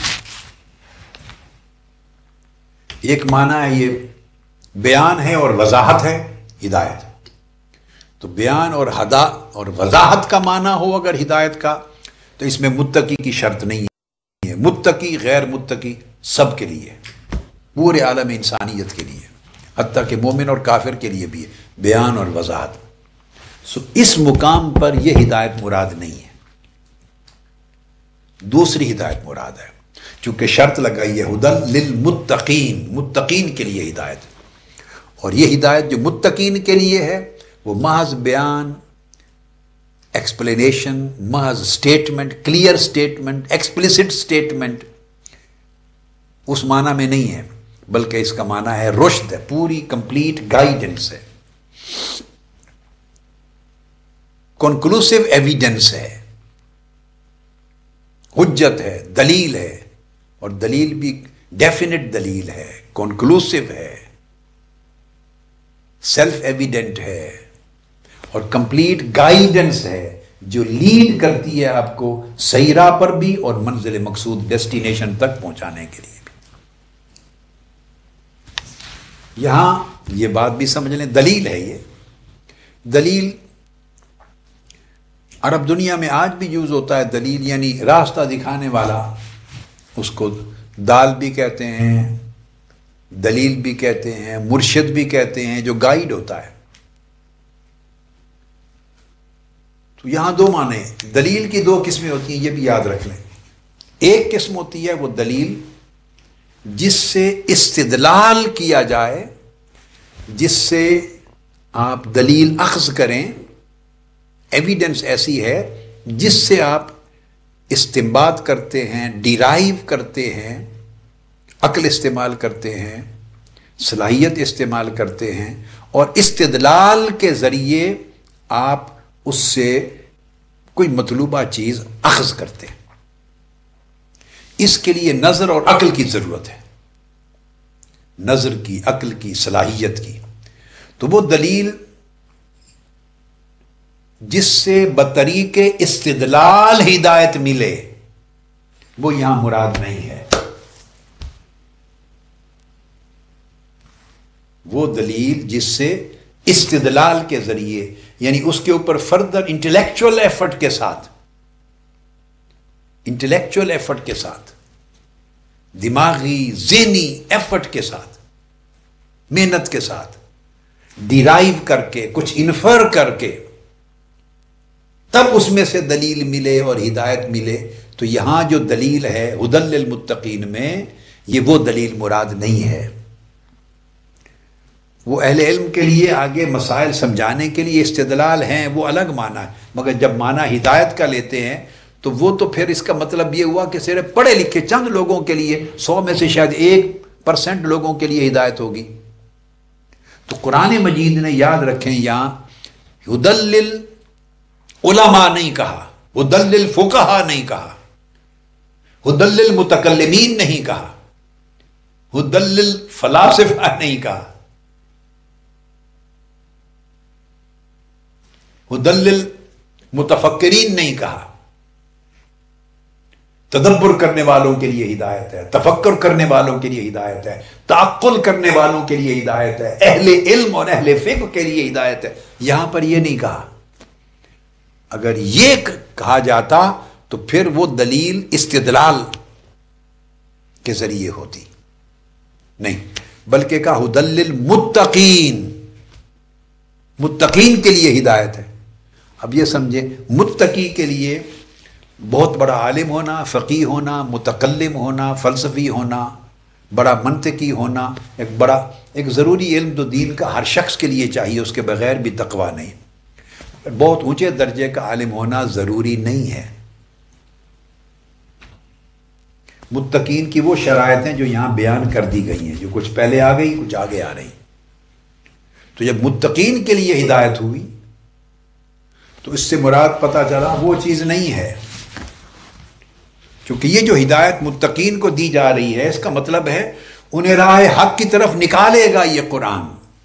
تو قرآن مجید نے کہا، اعوذ باللہ من الشیطان الرجیم، سورہ انفال میں، یا ایھا الذین آمنوا، ان اتقوا اللہ یجعل لکم فرقانا، اے ایمان والو اگر تم اللہ کا تقوی اختیار کرو تو اللہ کا تقوی اختیار کرو تو یہی قرآن تمہیں اس قابل بنا دے گا کہ تم حق اور باطل میں فرق کرنے والے بن جاؤ گے۔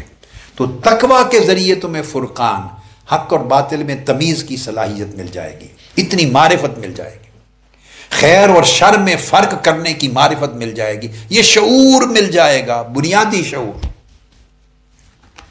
یجعل لکم فرقانا، پھر فرمایا وَيُكَفِّرْ عَنْكُمْ سَيِّئَاتِكُمْ وَيَغْفِرْ لَكُمْ وَاللَّهُ ذُو الْفَضْلِ الْعَظِيمِ، پھر وہ تمہارے خطاؤں کو بھی معاف کر دے گا، چھوٹے گناہوں کو، تمہارے بڑے گناہوں کو بھی معاف کرے گا، اللہ بڑے فضل والا ہے۔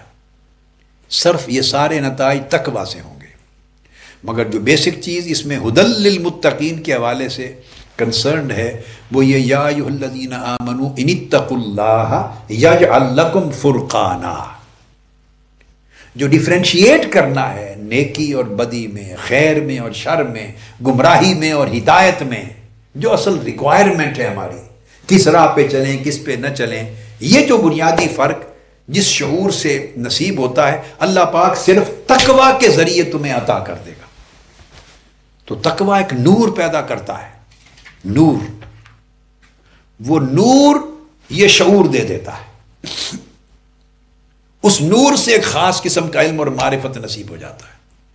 اس وجہ سے کئی امی اولیاء جو کسی مدرسہ مکتب میں نہیں پڑھے اور اپنے وقت کے کتب ہوئے اور ولایت میں اعلیٰ مرتبے تک پہنچے اور حکم کی کتابیں دیں اور ہزارہ لوگوں تک رشد و ہدایت پہنچائی اور ساری مخلوق کے مرجع بنے، مرجع خلائق بنے، خود ایک سطر، ایک دن، ایک صفحہ کسی مکتب میں کسی استاد کے پاس جا کے نہیں پڑھے تھے، ان کو یہ جو علم اور معرفت ملا اور مرتبہ فرقان ملا وہ بطریق تقوی ملا۔ یہ اس تقوی کی بات ہو رہی ہے۔ پھر قرآن مجید نے سورہ الطلاق میں کہا ہے وَمَن يَتَّقِ اللَّهَ يَجْعَل لَّهُ مَخْرَجًا، جو شخص تقوی اختیار کرتا ہے اللہ پاک اس کو مخرج عطا کر دیتا، ایگزٹ دے دیتا ہے۔ ایگزٹ کیا ہے؟ مخرج۔ آپ ایک سڑک پہ جا رہے ہیں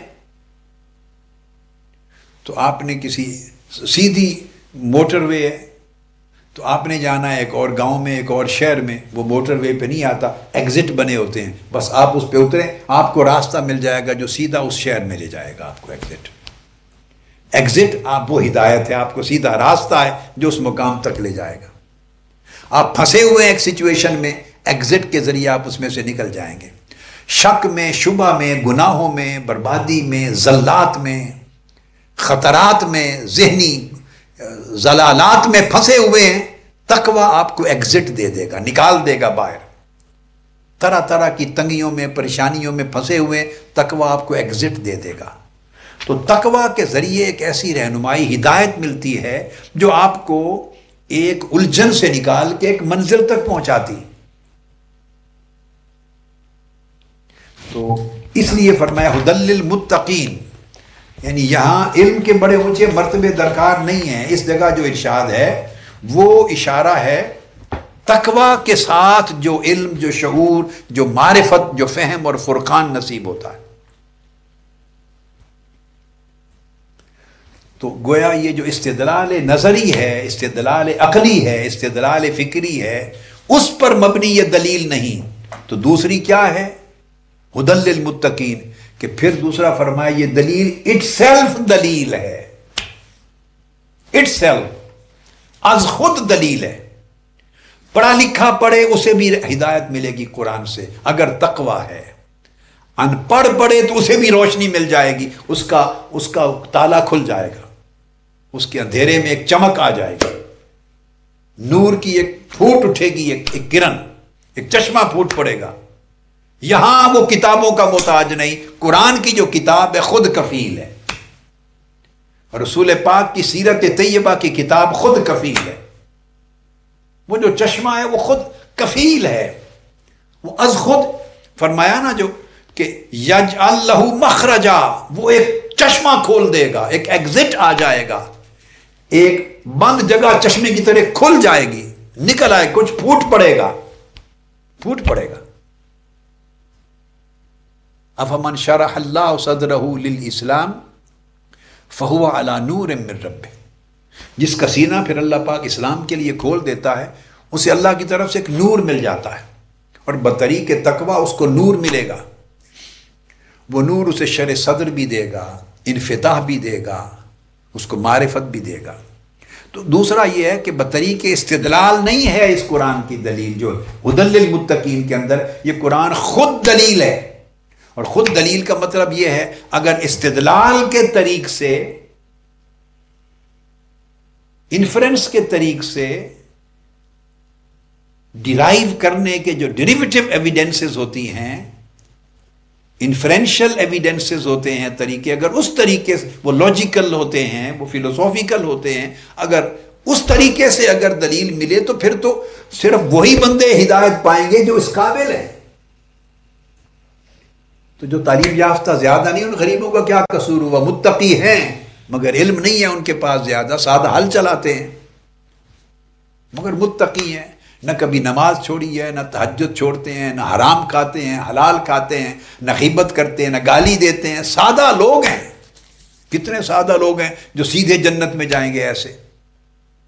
تو ان کا کیا قصور ہے کہ ان کو تو زیادہ تعلیم نہیں ملی تو وہ ہدایت نہ پائیں؟ انہی کے لیے بات کر رہی ہے قرآن مجید نے، سب کے لیے، کہ قرآن اٹ سیلف دلیل ہے، از خود منبع ہدایت ہے، بشرطے کہ تقویٰ ہو، تقویٰ ہو۔ تو منبع ہدایت کیسے ہے؟ یہ قلب میں یقین پیدا کر دیتا ہے، قلب میں یقین پیدا کر دیتا ہے، دل کے اندر قرآن ایک کیفیت یقین، ایک مرتبہ یقین پیدا کر دیتا ہے، اس یقین کے ذریعے پھر آگے راستے کھلتے ہیں۔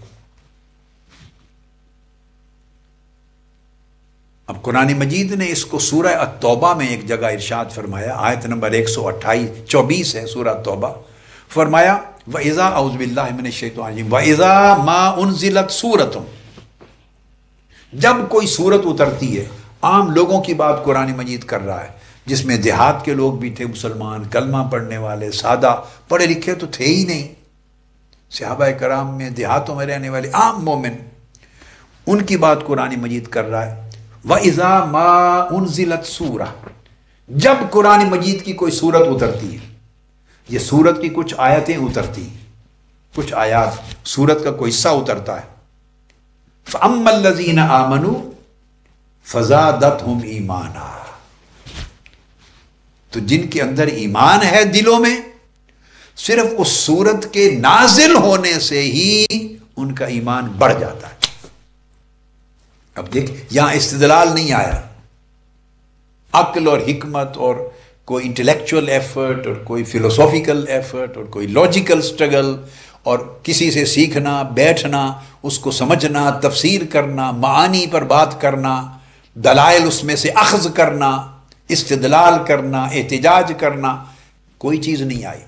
قرآن نے کہا وَإِذَا، غور سے سنیں، وَإِذَا مَا أُنزِلَتْ سورت، جو ہی قرآن کی کوئی سورت اور آیتیں نازل ہوتی ہیں، جسٹ وہ سنتے ہیں، آقا علیہ السلام بیان کرتے ہیں یہ سورت اتری، سنتے ہیں، چونکہ عرب تھے تو ان کو عربی زبان تو پتہ چلتی تھی، ہم وہی چیز ترجمہ کے ذریعے سمجھ لیتے ہیں، تو ان کی زبان تھی تو عربی وہ سنتے تھے، تو جو ہی قرآن کی سورت اترتی ہے تو خالی سورت کا مضمون ہی فَأَمَّا الَّذِينَ آمَنُوا فَزَادَتْهُمْ إِيمَانًا وَهُمْ يَسْتَبْشِرُونَ، ان کا ایمان بڑھ جاتا ہے،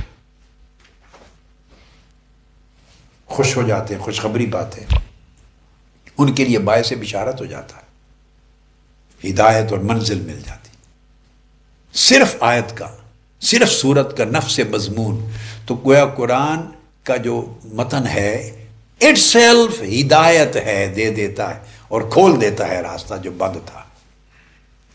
اور آگے بڑی امپورٹنٹ چیز ہے جو اور واضح کرتی، فرمایا وَأَمَّا الَّذِينَ فِي قُلُوبِهِمْ مَرَضٌ فَزَادَتْهُمْ رِجْسًا، یہ سورہ توبہ ہے، آیت نمبر 124 اور 125 دونوں ملا کے پڑھیں، اور فرمایا اور وہ لوگ جن کے دلوں میں مرض ہے،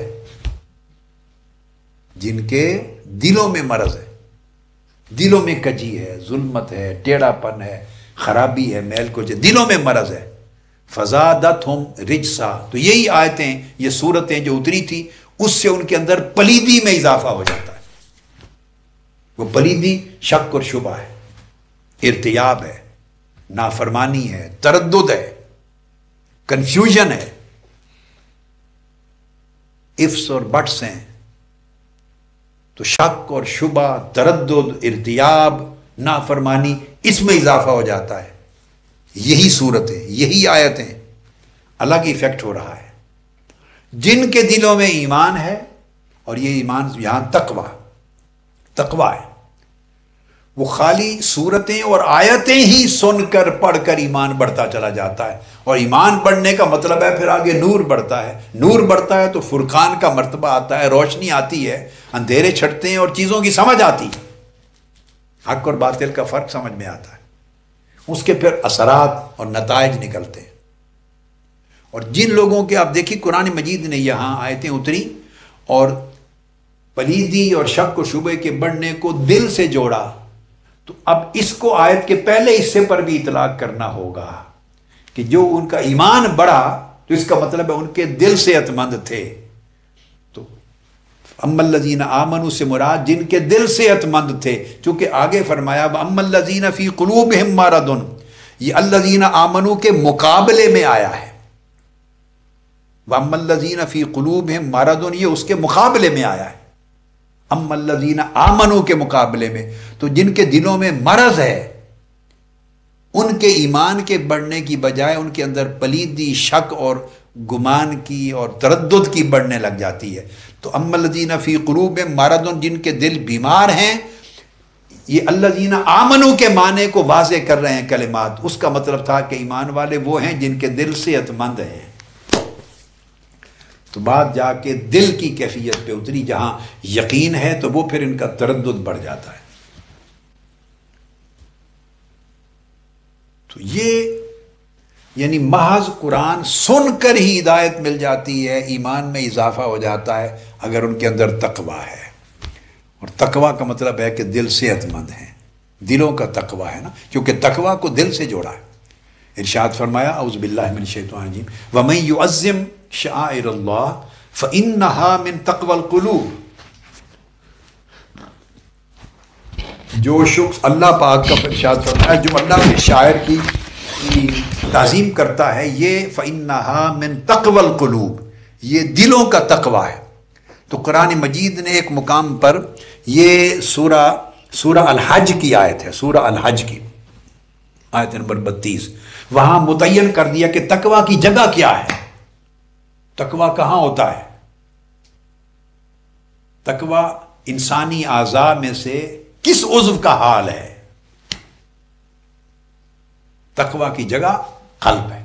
فَإِنَّهَا مِن تَقْوَى الْقُلُوبِ، یہ دلوں کا تقوی ہے. تو تقوی پہلے دل میں ہوتا ہے، اس کی جگہ یہ. تو دل میں تقوی قائم ہو پھر آنکھوں میں بھی آتا ہے، پھر ہاتھوں میں بھی آتا ہے، کانوں میں بھی آتا ہے، دماغ میں بھی آتا ہے، پاؤں میں بھی آتا ہے، پیٹ میں بھی آتا ہے، پورے جسم کے اعضاء میں آتا ہے، سوچوں میں آتا ہے. فَإِنَّهَا مِن تَقْوَى الْقُلُوبِ، وہی جگہ تقوی کی ہے جہاں یقین جنم دیتا ہے. سورہ حجرات میں بھی ارشاد فرمایا اعوذ باللہ من الشیطان الرجیم الذین یغضون اصواتهم عند رسول اللہ اولئک الذین امتحن اللہ قلوبہم للتقوی. جو لوگ حضور علیہ السلام کی بارگاہ میں اپنی آوازوں کو پست رکھتے ہیں، ادب کرتے ہیں بارگاہ رسالت کا، یہ وہ لوگ ہیں جن کے دلوں کو اللہ نے تقوی کے لیے منتخب کر لیا ہے. تو یہ دو آیتیں میں نے اس لیے کوٹ کی، یہ سورہ الحجرات میں ہے. اب آپ اس سے اندازہ کر لیں، اور یہ سورہ الحجرات کی آیت جو ہے وہ آیت نمبر 3 ہے، الحجرات کی آیت نمبر 3. اب یہ دو آیتیں اس بات کو سمجھنے کے لیے کافی ہیں کہ محل تقوی کے کا اسٹیشن دل ہے. تقوی کا اسٹیشن دل ہے. پھر وہاں سے مختلف ٹریکس اور لائنز جاتی ہیں. اسٹیشن ہوتا ہے نا، پھر گاڑی چلتی ہے تو کوئی ادھر آپ لاہور میں بیٹھے ہیں تو کوئی فیصل آباد کی طرف چلی جاتی ہے لائن، کوئی گجرانوالہ لاہور کے اسٹیشن سے کوئی گجرانوالہ کی طرف چلی جاتی ہے، کوئی راول پنڈی کی طرف چلی جاتی ہے، کوئی ملتان پشاور کی طرف چلنے لگ جاتی ہے، کراچی کی طرف، کوئی ادھر پشاور کا منہ لیتی ہے، مختلف لائنیں چلتی ہیں، تو الگ الگ جگہوں پر جا کے ظہور ہوتے ہیں۔ مگر اسٹیشن جہاں تقویٰ اسٹیشن کرتا ہے، تقویٰ جہاں بیٹھا ہوا ہے، جہاں تقویٰ کی اصل چشمہ ہے، جگہ ہے، وہ ہارٹ ہے، وہ قلب ہے، اس کی اصلاح ہونا ضروری ہے۔ اور فرمایا اس لیے کہ اگر تقویٰ نصیب ہو اور دل سنور جائیں اور تقویٰ مل جائے تو پھر سب کو ہدایت نصیب ہوتی ہے وہ، اور پھر ہدی للمتقین کے ساتھ پھر آگے متصلاً فرمایا الذین یؤمنون بالغیب، متقین کی پھر آگے وضاحت کی، ڈیفائن کیا، متقین وہ لوگ ہیں جو غیب پر ایمان لاتے ہیں، یعنی بن دیکھے ایمان لاتے ہیں، بن دیکھے ایمان لاتے ہیں، یعنی وہ پہلی امتوں کی طرح جنہیں بنی اسرائیل کی امتیں تھیں ان کی طرح وہ نتائج کا مشاہدہ کرنے کا تقاضا نہیں کرتے کہ نتائج دکھائیں تب ایمان لائیں گے، وہ اپنا ایمان لانا نتائج کے ساتھ، مشاہدہ کے ساتھ نہیں جوڑتے، یعنی ایمان بالمشاہدہ نہیں ہے، ایمان بالغیب ہے، بغیر دیکھے ایمان لاتے۔ بنی اسرائیل نے کہا تھا، سورہ بقرہ میں ہے آیت نمبر 55 میں، اعوذ باللہ من الشیطان الرجیم، لن نؤمن لک حتی نری اللہ جہرۃ۔ موسیٰ علیہ السلام سے کہا تھا بنی اسرائیل نے کہ ہم آپ پر ایمان نہیں لاتے جب تک ننگی آنکھ سے کھلے طریقے سے اللہ کو دیکھ نہ لیں، ہمیں اللہ دکھا دیں، ہم دیکھ لیں تو آپ پر ایمان لے آئیں گے، جو آپ کہتے ہیں اس کو مان لیں گے۔ فرمایا نہیں، یہ وہ طریقہ نہیں ہے کہ شرط لگائیں کہ ہمیں دکھائیں تو مانیں گے، نہ، فرمایا بن دیکھے مان لیتے ہیں، تقویٰ کی یہ شرط ہے۔ تو ایمان کا تعلق بھی بن دیکھے ماننا ہے، ایمان کا تعلق بن دیکھے ماننا ہے، غیب کے ساتھ ہے، یاد رکھ لیں، مشاہدہ کے ساتھ نہیں ہے۔ دیکھ کر مانا تو غیب، تو ایمان نہیں۔ فرعون جب ڈوبنے لگا تھا دریائے نیل میں، تو جب اس نے دیکھ لیا کہ میں غرق ہو رہا ہوں، دیکھ لیا، تو اس نے کہا میں ایمان لاتا ہوں موسیٰ کے رب پر، تو وہ اس کا ایمان قبول نہ ہوا، وہ مومن نہیں کہلاتا، حالانکہ اس نے اعلان کر دیا تھا، اس نے اعلان کر دیا تھا میں ایمان لاتا ہوں، مگر کیوں مومن نہیں بنا؟ اس کا ایمان قبول نہیں ہوا، کیوں؟ کیونکہ دیکھ کر ایمان لایا، اس وقت دیکھ لیا تھا اس کہ میں غرق ہو رہا ہوں، موسیٰ علیہ السلام اپنا لشکر لے کے نکل گئے ہیں، میں غرق ہو رہا ہوں، دیکھ لیا نتیجہ، تو ایمان پکار کے لایا، قبول نہیں ہوا، کیونکہ شرط ہے الذین یؤمنون بالغیب، مستقبل میں کیا ہوتا ہے، نتائج کیا نکلتے ہیں کیا نہیں نکلتے، یہ دیکھے بغیر جو ایمان لائے وہ ایمان ہے، وہی مومن ہے، وہ متقی ہے۔ ھدی للمتقین الذین یؤمنون بالغیب، متقی وہ لوگ ہیں جو بن دیکھے ایمان لاتے ہیں۔ یہ کیفیت اپنے اندر پیدا کرنی ہوگی۔ اور یہاں ایک چیز اور بھی ہے، ذہن میں رکھ لیں کہ ایمان تصدیق کا نام ہے، پھر اس تصدیق قلب کا آدمی زبان سے اقرار کرتا ہے، اصلاً ایمان تصدیق کا نام ہے۔ اور ایک بات یاد رکھ لیں کہ جو تصدیق ہے وہ مشاہدے کی نہیں ہوتی، وہ خبر کی ہوتی، اور خبر غیب سے متعلق ہوتی۔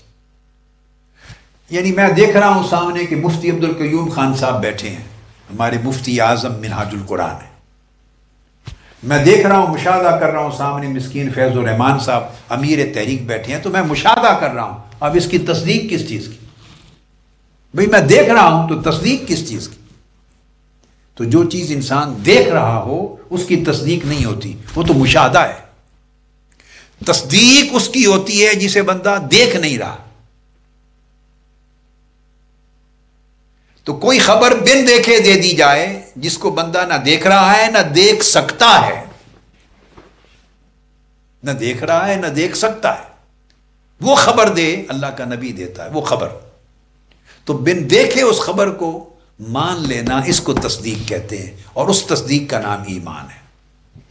تو یاد رکھ لیں، ایمان، تصدیق اور تکذیب دونوں کا تعلق خبر سے ہے، یہ نقطہ ذہن میں رکھ لیں۔ علماء بھی، اساتذہ بھی، طلباء بھی اور متکلمین بھی، پڑھنے والے جتنے بھی اساتذہ بھی بیٹھے ہیں اور طلباء، یاد رکھ لیں ایمان تصدیق کا نام ہے اور کفر تکذیب کا نام ہے۔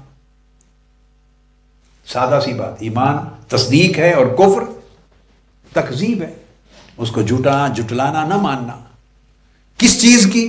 تو تصدیق اور تکذیب مشاہدہ کی نہیں ہوتی، مشاہدہ کی کوئی تکذیب کرے گا وہ تو پاگل پن ہے، اس کو تو پاگل پن کہیں گے، اناد کہیں گے، تعصب کہیں گے، اس کو تو اناد اور تعصب کہیں گے، جھوٹ کہیں گے، کذب کہیں گے۔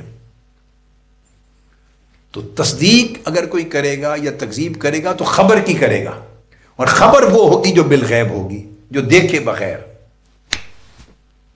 جیسے جی ایم ملک صاحب کا مرتبہ، بن دیکھے جنہوں نے تصدیق کر دی۔ یہ نمبردار صاحب بیٹھے ہیں، ان کی صاحبزادی اور ان کی وائف بھی مدینہ پاک گئی ہوئی تھی۔ تو جو بن دیکھے تصدیق کرتا ہے، حاجی منظور صاحب بیٹھے ہیں، ان جیسا ایمان بالغیب والا کون ہوگا ہماری تحریک میں؟ سبحان اللہ، جی ماشاء اللہ۔ تو آپ نقطہ سمجھ گئے نا، تکذیب، تصدیق، یعنی ایمان نام ہے تصدیق کا، کفر نام ہے تکذیب کا، اور تصدیق یا تکذیب یہ خبر کی ہوتی ہے، مشاہدے کی نہیں ہوتی۔ کفار نے جب حضور علیہ السلام نے خبر دی کہ میں آج رات معراج سے ہو کے آیا، اسرا گیا، مسجد اقصیٰ گیا، اوپر گیا، خبر دی، انہوں نے کیوں اس کی تصدیق کے لیے شہادت مانگی؟ اس لیے کہ وہ دیکھا ہوا نہیں تھا، دیکھ نہیں رہے تھے۔ اگر آقا علیہ السلام ایک ایسی بات فرماتے جو انہیں نظر آ رہی ہوتی، سامنے مشاہدہ کر رہے ہوتے، تو اس کی تصدیق کا مطالبہ نہ کرتے۔ اور صدیق کیوں بن گئے؟ ان کے پاس ابو جہل اور کفار نے کہا، دیکھو تمہارے پیغمبر نے، تمہارے نبی نے، جن کو آپ مانتے ہیں، انہوں نے یہ دعویٰ کر دیا ہے کہ میں راتوں رات مسجد اقصیٰ سے ہو کے آیا ہوں، اور مالا اعلیٰ پر ہو کے آسمانوں اور ورائے عرش سے ہو کے آیا ہوں، اور واپس پلٹ آیا ہوں۔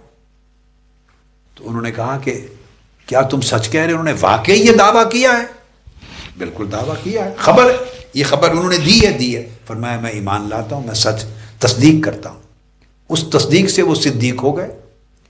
یعنی ایک ایسی چیز کی خبر کی تصدیق کی جو نہ دیکھی گئی، نہ دیکھی جا سکتی ہے، اور نہ کسی اور ذریعے سے اس کی تصدیق ہو سکتی،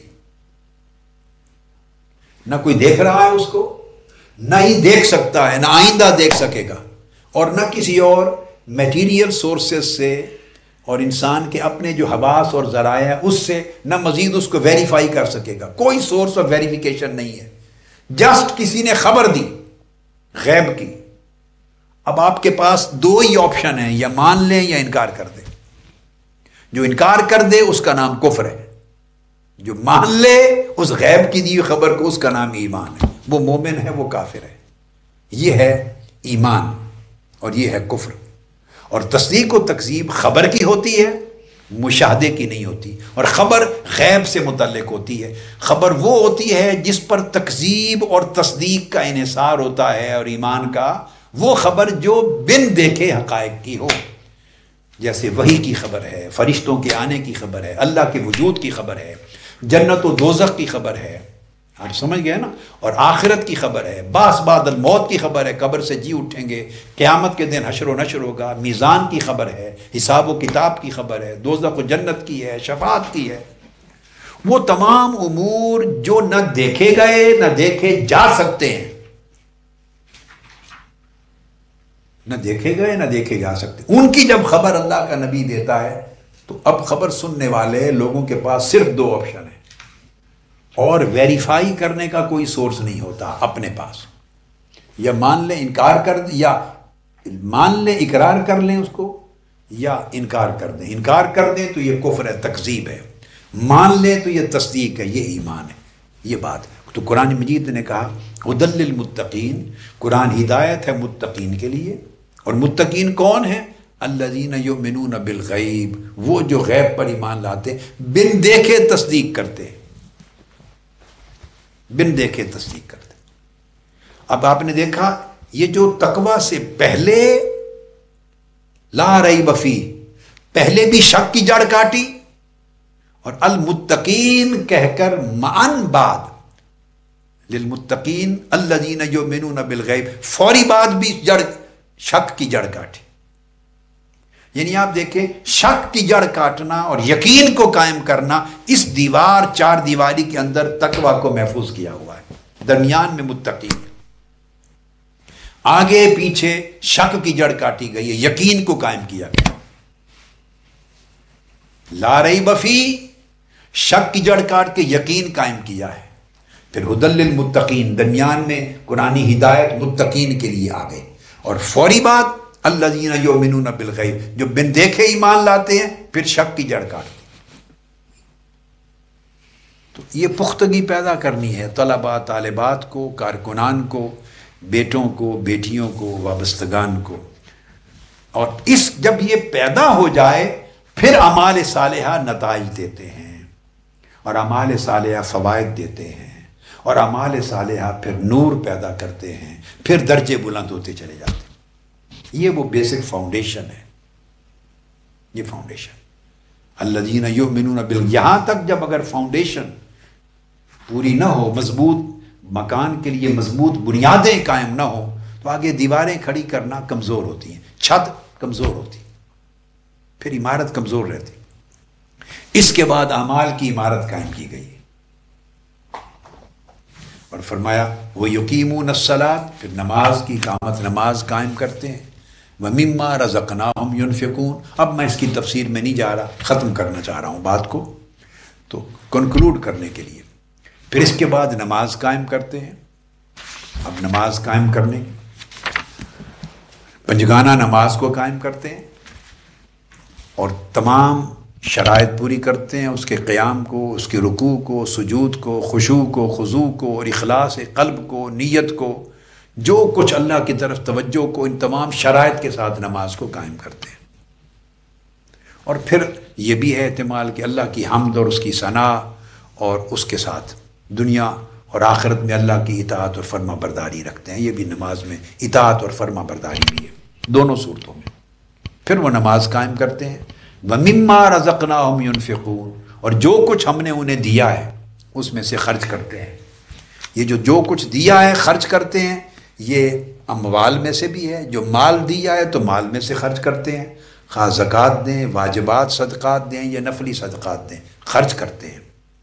یا ہم نے جسم میں طاقت اور توانائی دی ہے تو طاقت اور توانائی کو خرچ کرتے ہیں اللہ کے دین کو کھڑا کرنے کے لیے، اللہ کے دین کی دعوت کو پھیلانے کے لیے، حضور علیہ السلام کے پیغام اور حضور کے مشن کو عام کرنے کے لیے جسم کی توانائی بھی خرچ کرتے ہیں، مال بھی خرچ کرتے ہیں غریبوں پر، اور اپنی جو جسم کی سلامتی ہے اور دماغی صلاحیت ہے ان کو بھی خرچ کرتے ہیں۔ یہ سب وَمِمَّا رَزَقْنَاهُمْ کے تحت آتا ہے، جو کچھ ہم نے انہیں دیا ہے یہ سب رزق ہے۔ جسم کی سلامتی یہ بھی رزق ہے، صحت یہ بھی رزق ہے، علم میں سے خرچ کرتے ہیں جو ہم نے دیا یہ بھی رزق ہے، مال دیا یہ بھی رزق ہے، طاقت دیا یہ بھی رزق ہے، جو کچھ دیا ہے جس کے ذریعے دوسرے کو فائدہ پہنچ سکے، اللہ کے دین کو یا مخلوق کو یا حضور کی امت کو، انسانیت کو فائدہ پہنچ سکے، وہ سب کچھ خرچ کرتے ہیں۔ یہ مشن کے لوگ کر رہے ہیں۔ آپ وَمِمَّا رَزَقْنَاهُمْ يُنْفِقُونَ میں بھی ہیں، آپ یقیمون الصلاۃ میں بھی ہیں، اگر آپ اس راہ پر چلتے ہیں۔ اور پھر فرمایا دوبارہ وَالَّذِينَ يُؤْمِنُونَ بِمَا أُنزِلَ إِلَيْكَ وَمَا أُنزِلَ مِن قَبْلِكَ۔ پھر آپ دیکھیں نتائج کو دیکھنے کی شرط نہیں لگائی، جو آپ سے پہلے نازل کیا اس کو بھی بغیر دیکھا کچھ نہیں، اس کو بھی مان لیتے حق، جو آپ پر نازل کیا، آپ سے قبل نازل کیا اس کو بھی مان لیتے ہیں، اور جو آپ کی طرف نازل کیا اس کو بھی مان لیتے ہیں۔ ما انزل الیک، جو کچھ آپ کی طرف اتارا اور اللہ نے جو وعدہ کیا جو کچھ، بس وہ مان لیتے، ایمان لاتے، اف اور بٹ نہیں کرتے، اگر مگر ایسا ہو، کچھ نظر آئے، کچھ پتہ چلے، یہ باتیں نہیں کرتے، صرف آپ پر اترا ذالک الکتاب لا ریب فیہ کی شرط کے ساتھ، اس میں شک ہے ہی نہیں، مان لیتے ہیں۔ اور جو کچھ آپ سے وما انزل من قبلک جو پہلے اتر چکا وہ تو زمانہ ہی نہیں دیکھا آپ نے، اس کو بھی مان لیتے ہیں۔ یہ ہے ایمان بالغیب، اتنا پختہ ہونا چاہیے۔ تو کنکلوڈ کیا کیا، وبالآخرۃ ہم یوقنون، اور وہ جو آخری وقت ہے جس کو ہم قیامت کا دن کہتے ہیں اور آخرت کہتے ہیں، اس پر کامل یقین رکھتے ہیں۔ آپ نے دیکھا بات شروع بھی وہاں سے کی تھی، لا ریب فیہ سے، شک کی جڑ کاٹتے اور یقین سے شروع ہوتے ہیں، اور اینڈ بھی جا کر وبالآخرۃ ہم یوقنون پر کیا کہ کامل یقین رکھتے ہیں آخرت پر۔ اینڈ بھی یہاں پر کیا، اول بھی یقین ہے، آخر بھی یقین۔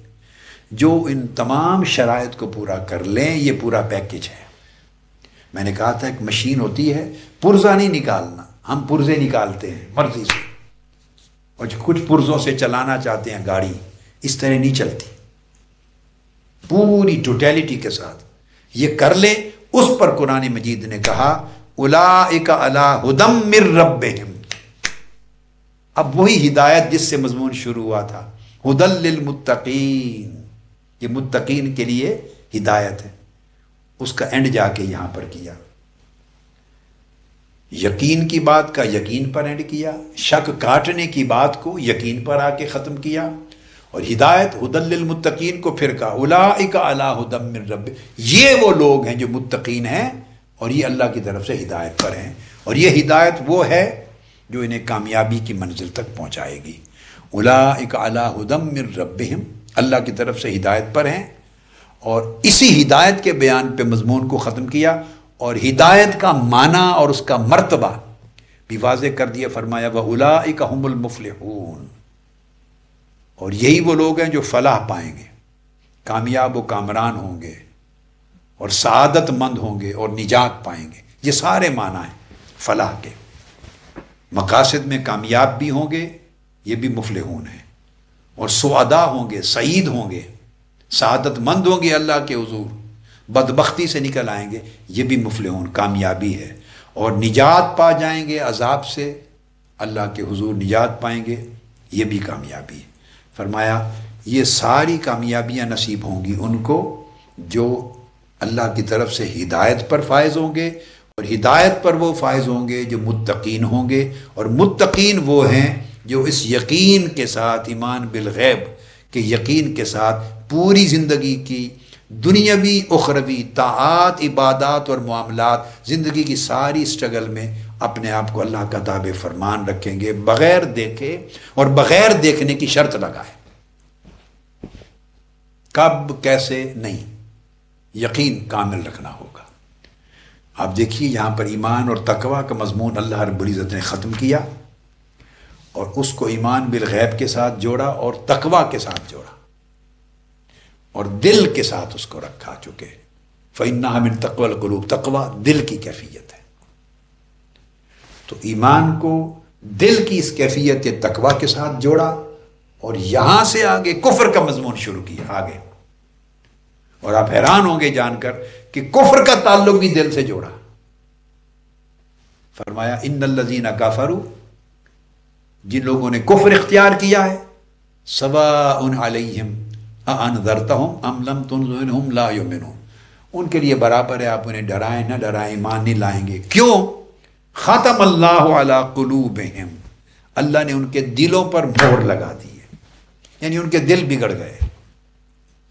دیکھا تھا وہاں دل سنور گئے تھے، تو قرآن مجید نے کہا تھا دل سنور گئے تھے تو ہدایت کا راستہ کھل گیا تھا، یقین آ گیا تھا، اور ہدایت کامیابی کامرانی کے ساتھ آ گئی تھی۔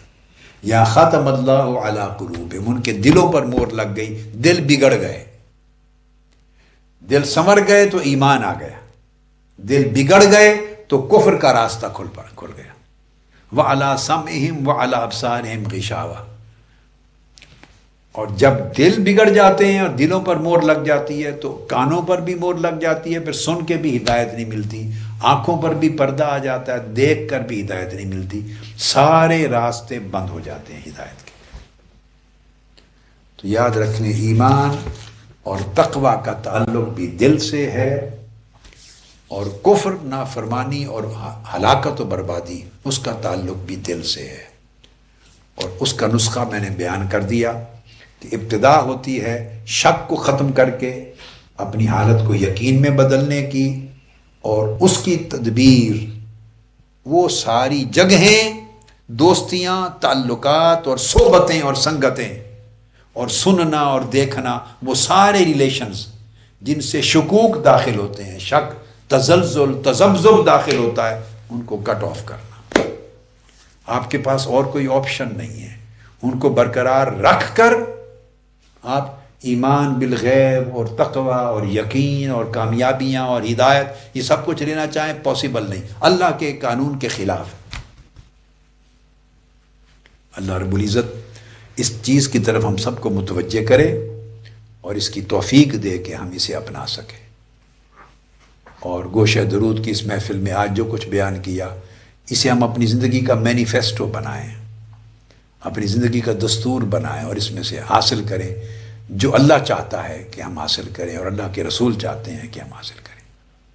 آپ سب کو مبارک ہو اس گوشہ درود کی محفل پر، اور اہتمام کرنے والوں پر، ناظم اعلیٰ صاحب کو اور نائب ناظمین اعلیٰ کو اور فورمز کے ہیڈز کو اور تنظیمات کو، سب احباب جنہوں نے انتظام کیا ہے، اور گوشہ درود کے جملہ خدام کو جو اس کے اہتمام میں ہر وقت لگے رہتے ہیں۔